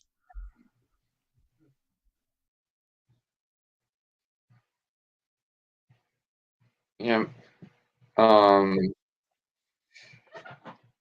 Here I'm using Baul beam arrays for refraction, because more targets that you hit, the more threat you have, the less threat that's on the rest of the team. Main goal, keep the threat off the DPS ships, science ships, buffers, and debuffers.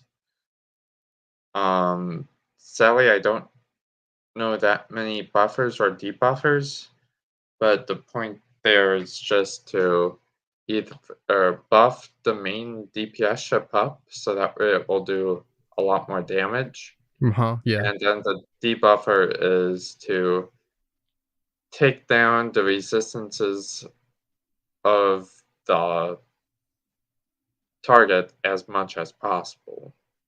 And if you guys are not sure what you're seeing here, that's okay. If you're a first-time player, I'm sure this looks like alien language to you. The reason I'm putting these up on the stream, so say beginners eventually learn and they understand what each category is: Starship Traits, personal space traits, and your tray and everything. They understand how to use that. They'll come back to this stream and they'll just replay it to this part. And these builds have been working for a couple years now.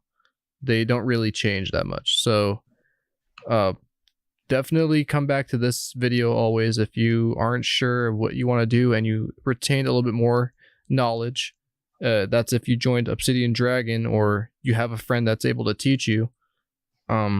These builds are definitely handy. If, on the left side, top right, we're getting Robert's tray here. These are where he activates most of his abilities. Some abilities will need you to activate some first in order to activate another one. So if you have a starship trait like superpower, weapon, ingenuity, that every time you press scatter volley, it'll extend the duration of beam overload. So in order to do that, you want to make sure you activate scatter volley before you activate beam overload, because that's the rotation. There is a certain rotation in the tray. If you guys start to learn a lot more, it's very important to know the rotation. So go ahead, Robert. What else have you added to this Vengeance?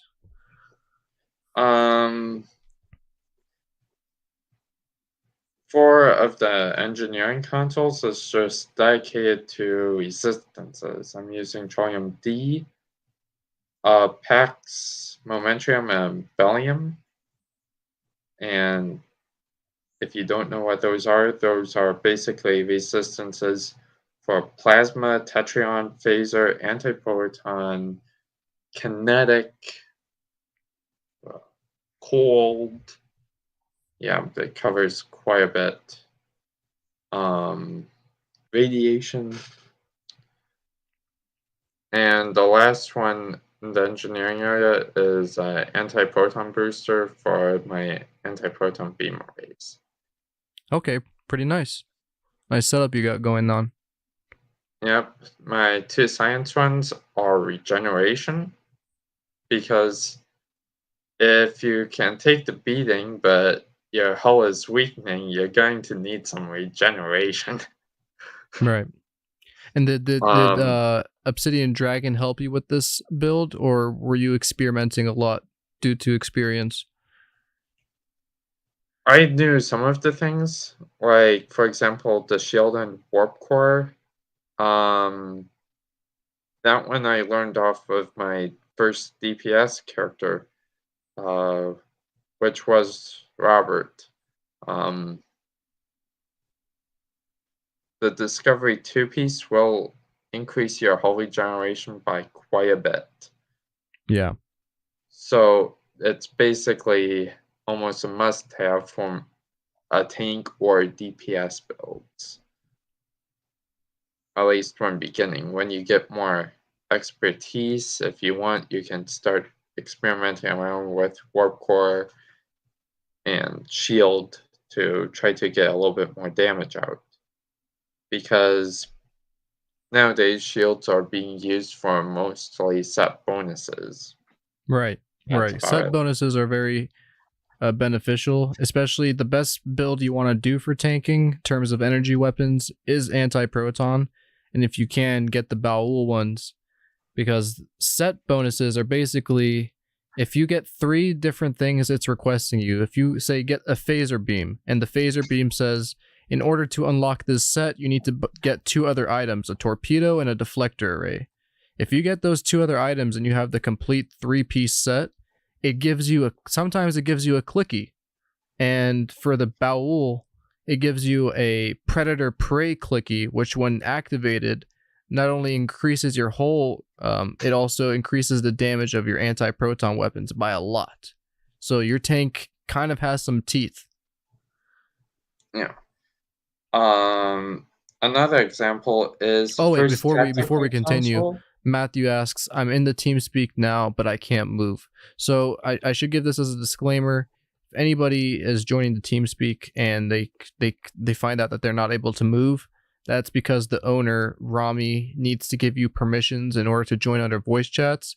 So I definitely recommend just keep checking in whenever you can, when there's people in the actual voice chat.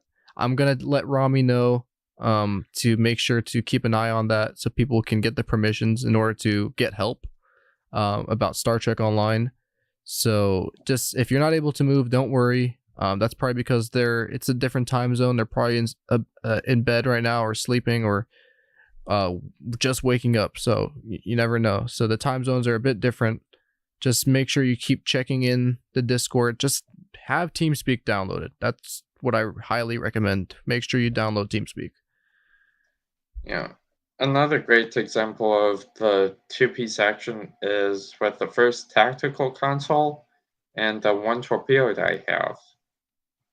That is referred to the Lorca 2-piece, which gives you, I'm just popping up some information here. 1% critical oh. Yeah, 1% critical severity.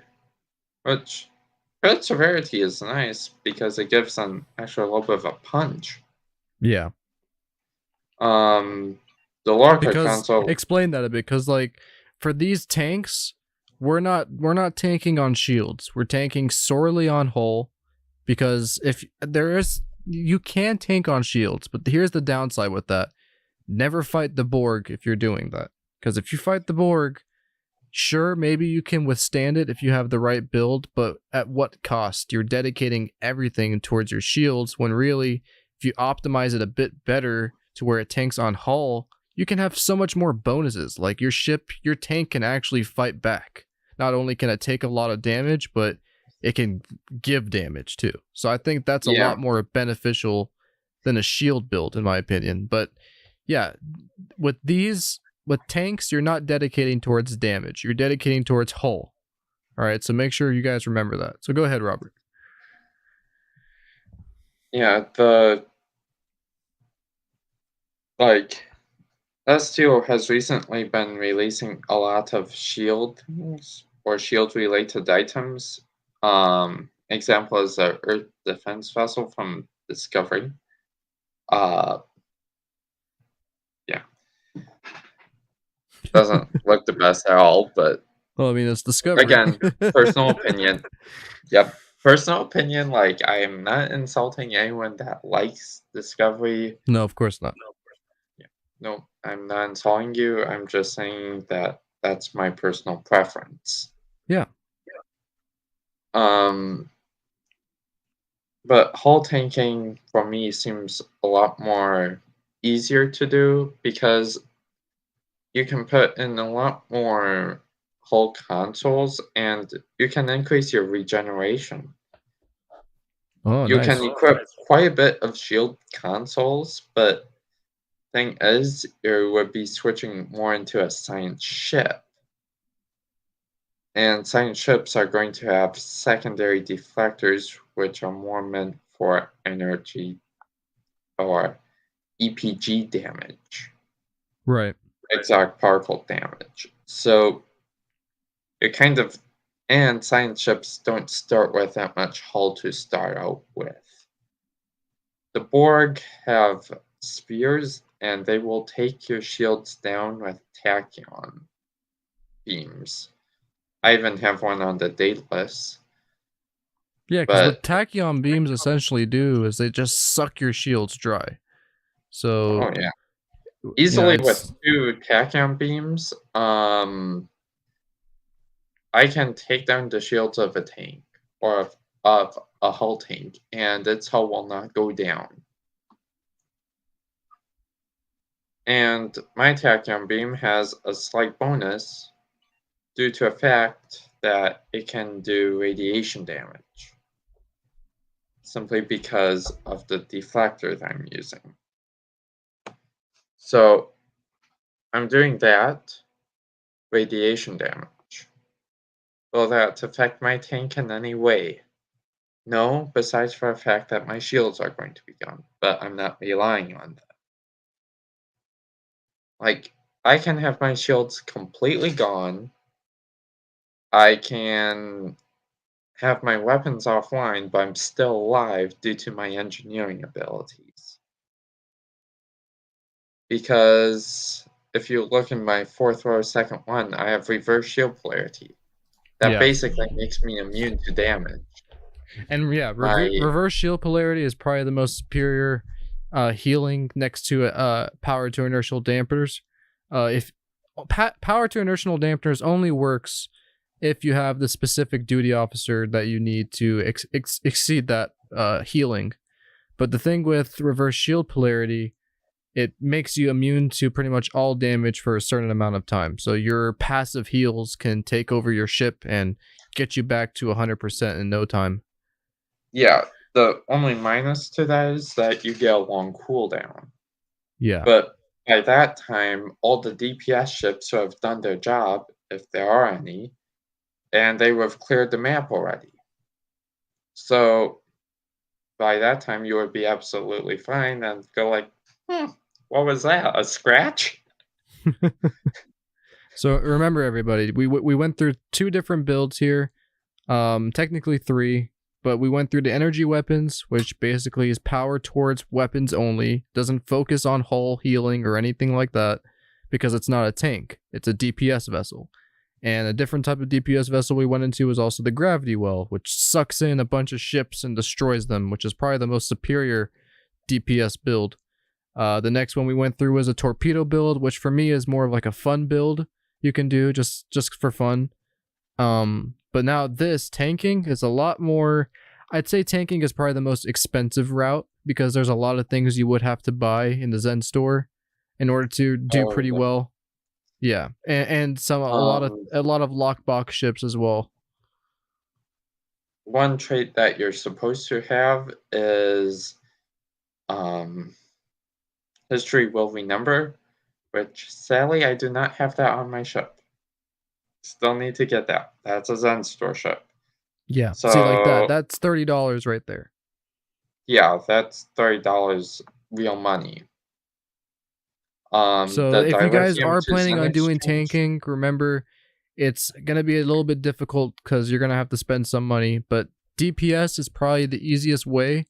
Rami, the leader in the Obsidian Dragon, he gave me some advice that I can pass on to you guys. That if you do choose a Jem'Hadar character in the game and decide to keep the normal bug ship, it will do you pretty well. Like, you will have a pretty good job with the normal bug ship. The base weapons that it comes with, that without changing anything, can get you to 30k 40k damage. Like, it does a pretty good amount of damage if you just have the right stuff equipped. So if you guys aren't sure what to equip again, make sure definitely to consider joining the Obsidian Dragon here, because you have to download the TeamSpeak. They're online certain hours of the day to grant people permissions to join the voice channels. You're gonna have to keep checking in to see when they're there. I have to do the same thing as well. Same for Robert. But make sure to download TeamSpeak. That's the address at the bottom to join their TeamSpeak. And if you guys have any questions on any of this, stop on by. Yeah. But yeah, here's the second example of a tank we got here from another friend who unfortunately forgot to credit himself. This is Ultimus, other known as Agent K, the emergency tank hologram in the Vulcan Science Academy Discord. He's also there, as well as Robert. They're both STO teachers, and they're willing to answer any questions if anybody has any in the Discord. But I do highly recommend joining the actual TeamSpeak itself, because you can get a one-on-one conversation with them. So this is another version. I can't break this down too much. It's kind of still in that realm of science, and I'm not too familiar with science path, but it's a science tank. It receives a lot of hull healing, and it has a high hull capacity, as it says right here, 173k with 300 hull repair rate, but it's also allowed to shoot gravity wells. Yeah, because if you look all the way to the right underneath the personal space traits, you'll see the bridge officer setup has gravity well and maybe a couple other consoles that you don't, or a couple other bridge officer abilities that you don't recognize immediately. Yeah. Gravity well is most notably for a science ship to pull stuff in. Looking at what ship he is using, he probably has enough control, simply based off the fact of seeing it's a 411 control. Vokure carrier. It's definitely Klingon, and it might be a Discovery Klingon ship. Actually, I'm pretty sure I would bet it. No. Okay, never mind. It's a Discovery one, right? It's very because the last time I possible remember seeing that ship was in the TFO, that was released during the Klingon event, and it was when you had to carry each virus to another ship, and that was during like the Mokai, so that was definitely Discovery. Yeah. But I'm trying to create some. never mind that though, it's still a pretty good ship. It's got 2 hangars, so you're able to do your superior area denial with the Toju Squadron. You're able to stack on 3 weapons in the fore and 3 weapons in the aft. I do like a little bit more than 3, but that's not bad. And he's also got a lot more devices. The red matter capacitor pretty much allows him to get rid of every debuff on his ship. And, you know, he's got some other cool stuff going on that we can get into more detail once you guys join the Obsidian Dragon, and we'll explain things a bit further. But yeah, anything else you want to comment on this ship, Robert? Or just tanking in general? Well, here you actually get to see the Bowel 3-piece.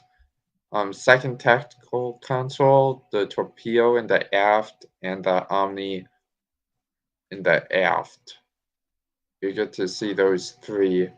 So he'll have that going for him. You can see that in his operation in second one and his science. They're more science related.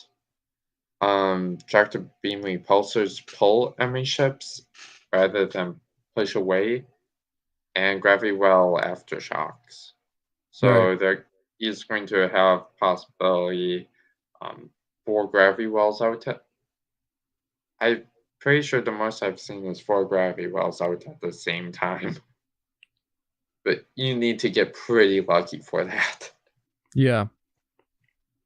And Matthew says, I still can't move in the Discord. You should be able to move in general gaming, watch party. The only one that's locked is Babcom, because that's for stream members and when we go live, or if we have to discuss something for the show. But you should be able to join, and I'll be in the gaming one in a couple hours. And I'll be on Star Trek Online when we'll game on there for a bit. I might actually be earlier than a couple hours, probably in like 30 minutes to an hour. So you guys can catch me in the Discord. If you guys haven't, make sure to join the Discord, please. We need people there to join our watch parties. We got some pretty good watch parties going on. We got the Orville coming up, so eventually Babylon 5 too, so tune in. Yeah, go ahead, Robert. Yeah, you get to see a bit more sciencey stuff, and some of the stuff is actually the same.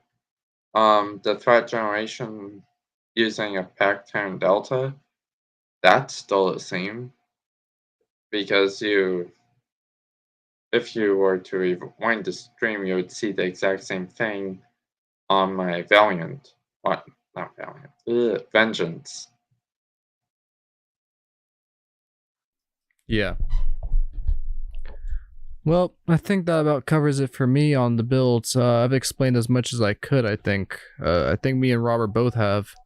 We gave a lot of there's only one other ship that we haven't covered yet. Which is? The Valiant. The other... I think we should save Canon builds for Obsidian Dragon for people who want to actually go 1-to-1 with that, because that's something we should save for a surprise, because there's also Canon builds. People want to make cannons, we can show you how to do that, because actually the cannons build that I put together is more of a slap together thing, because that one's actually the cheapest one that I've put together yet. Let me see. If you want, you can just show the console setup and that will be good enough. Yeah, I'm bringing it up right now.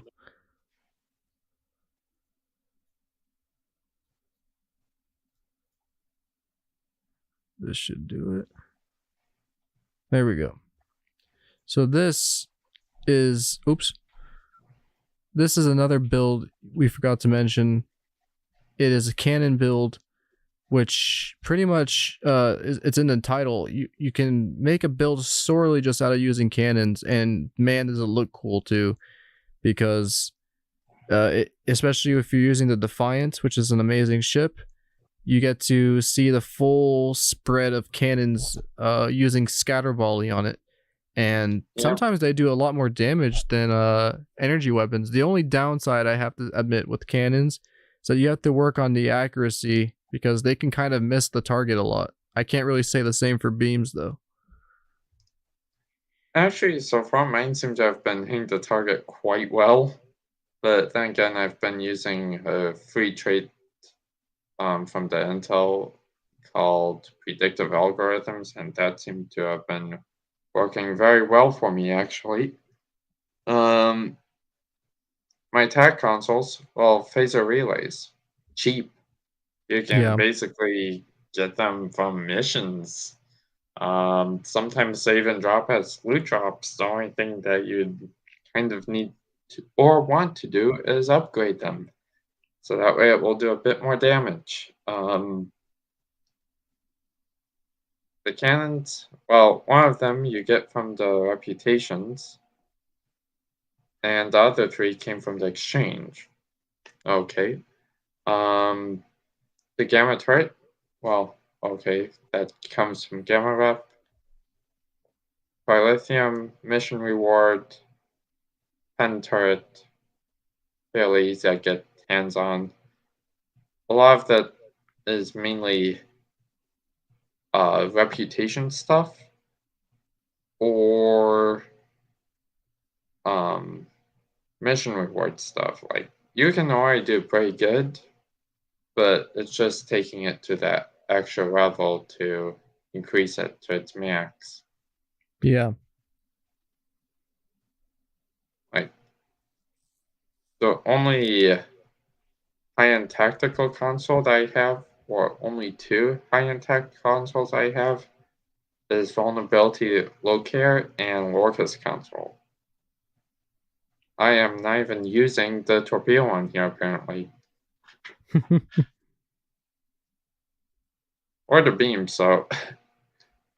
Yeah, Lorca's console is pretty helpful, increases your crit chance, and Lorca, unfortunately, for me at least, majority of the good stuff that helps your ship a lot in this game comes from the Discovery reputation, which they did that on purpose, but the Lorca's console comes from Discovery Tier 5, and that's very helpful once you get it, because it increases your crit chance significantly.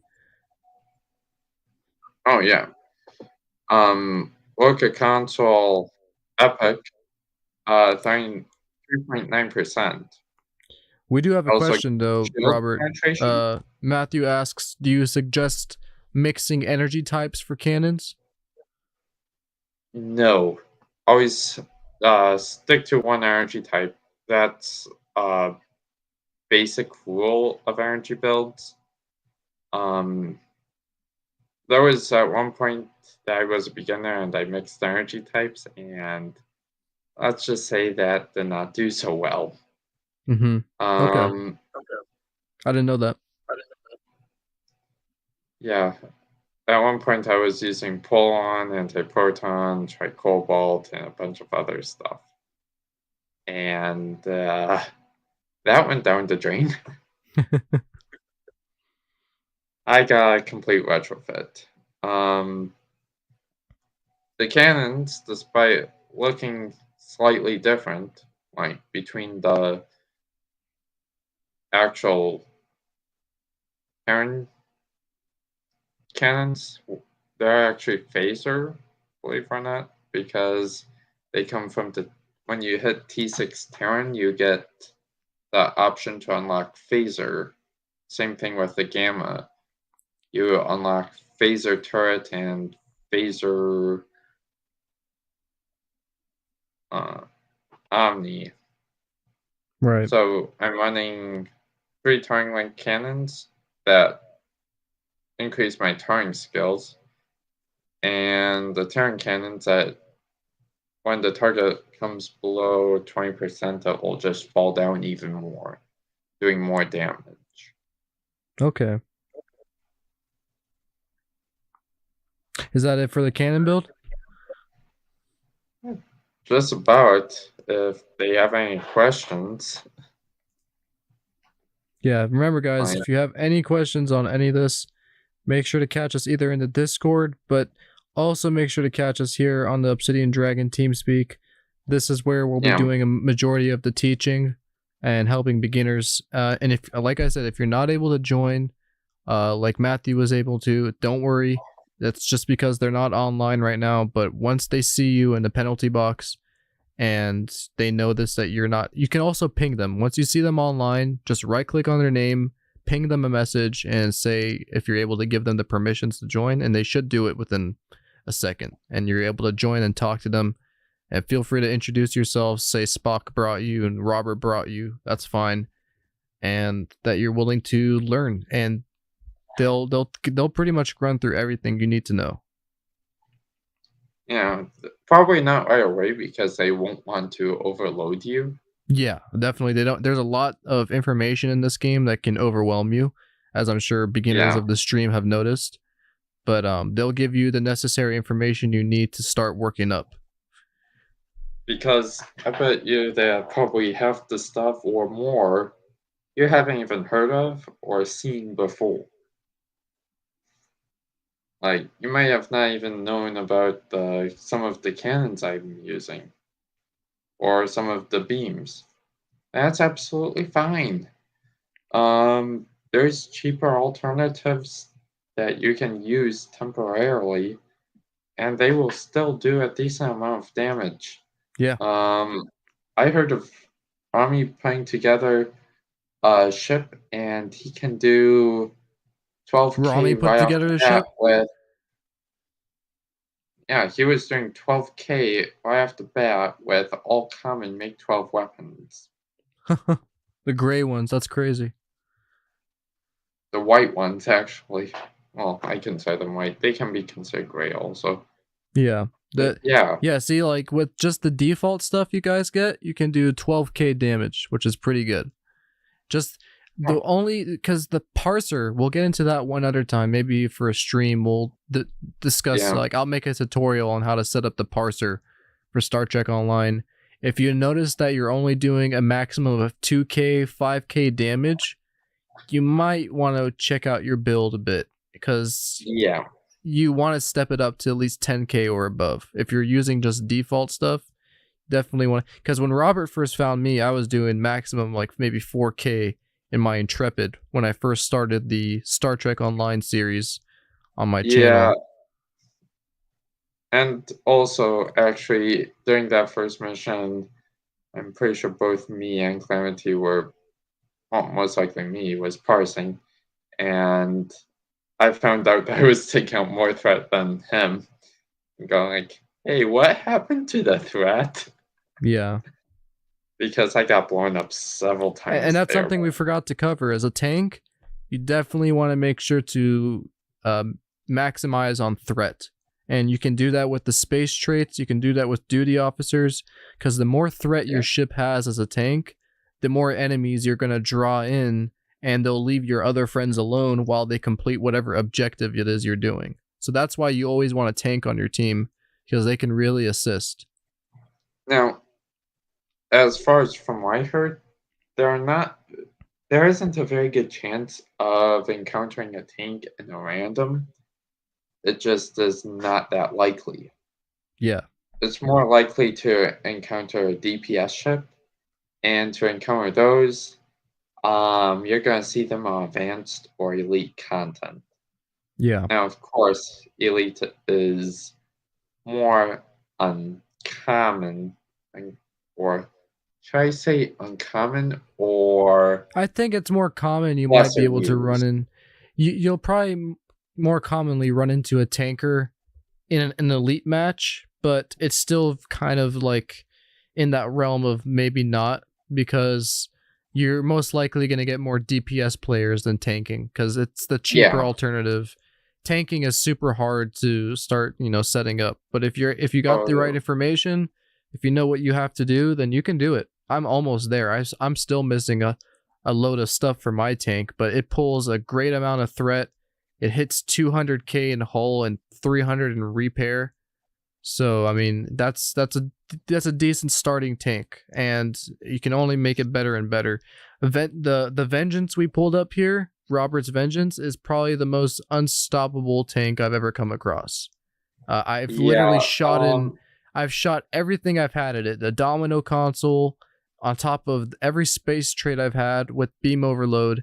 He just was able to eat it up, and when I did damage him too much, he just used reverse shield polarity, which basically negates all the damage I'm doing to him. So he can just live forever. That's the crazy thing about his ship. Unless there's like a massive, like say there was 5 of me, then that's probably the only thing I could see destroying your ship. Yeah, I can say even then I probably would find out some way how to get some feedback pulse back out, and then you would be damaged. Yeah. Because I know that there is one console in game that I'm pretty sure it's a DPRM, that if I was just letting you shoot at me with beam overload, it would collect that damage and regurgitate it right back out at you. And that would hurt quite a bit. But I think that covers it for Star Trek builds. Me and Robert are eventually going to start a series on the channel, which is STO build reviews. If you guys have some Star Trek builds that you're working on and you want some feedback on it, or you just want us to look at it, go ahead and join the Discord and paste it in the gaming section, and we'll go ahead and bring it up on the next stream and give our review on it and maybe give you guys some pointers. So definitely consider doing that. We're going to have a STO build show again. Make sure to tune in for those. But as always, Robert, it was good to have you here, buddy. Oh god. It was a pleasure being here. I am going crazy with the the setup here. Apologies, people. I accidentally clicked on the wrong thing. But yes, it was good to have you here, Robert. Is there anything you want to shout out before we end the stream off here? Oh wait. We have a calamity aboard. He says there is only one ship that can take down the Vengeance so far.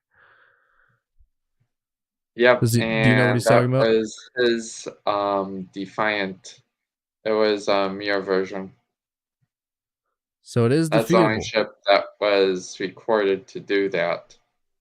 And also a science ship. Yeah, that must have been pretty tough. Yeah. There was at one point that I figured out how to survive a Thorian's Web. That was the most interesting time. Because somehow I managed to activate reverse shield polarity while inside the Thorian's Web. Right. So basically, when he hit me with the damage resist minus, I managed to put up my shields and everything negated. And that is a 2-minute cooldown. Do I smell a rematch? Not against that. Science ships are pretty tough because you need to figure out when they're launching Tholian's Web. Yeah, that's true. Yeah, Tholian Web, that's probably one thing I haven't considered. That can disable most of your systems. Actually, it disables all healing in theory, but it does flash on and off. So if I used it when you use locked... reverse shield polarity, would it get rid of your reverse shield polarity? Oh? No, it won't get rid of it. It'll just go around it. Seem to hear a Discord call in the back. Yeah. But as anyways, Robert, thanks for joining. It's always a pleasure to have you here. I'll look forward to our next stream, discussing more STO builds and possibly some more Star Trek news. But as always, man, live long and prosper. And we'll see you all again soon, chat. Yep, see ya.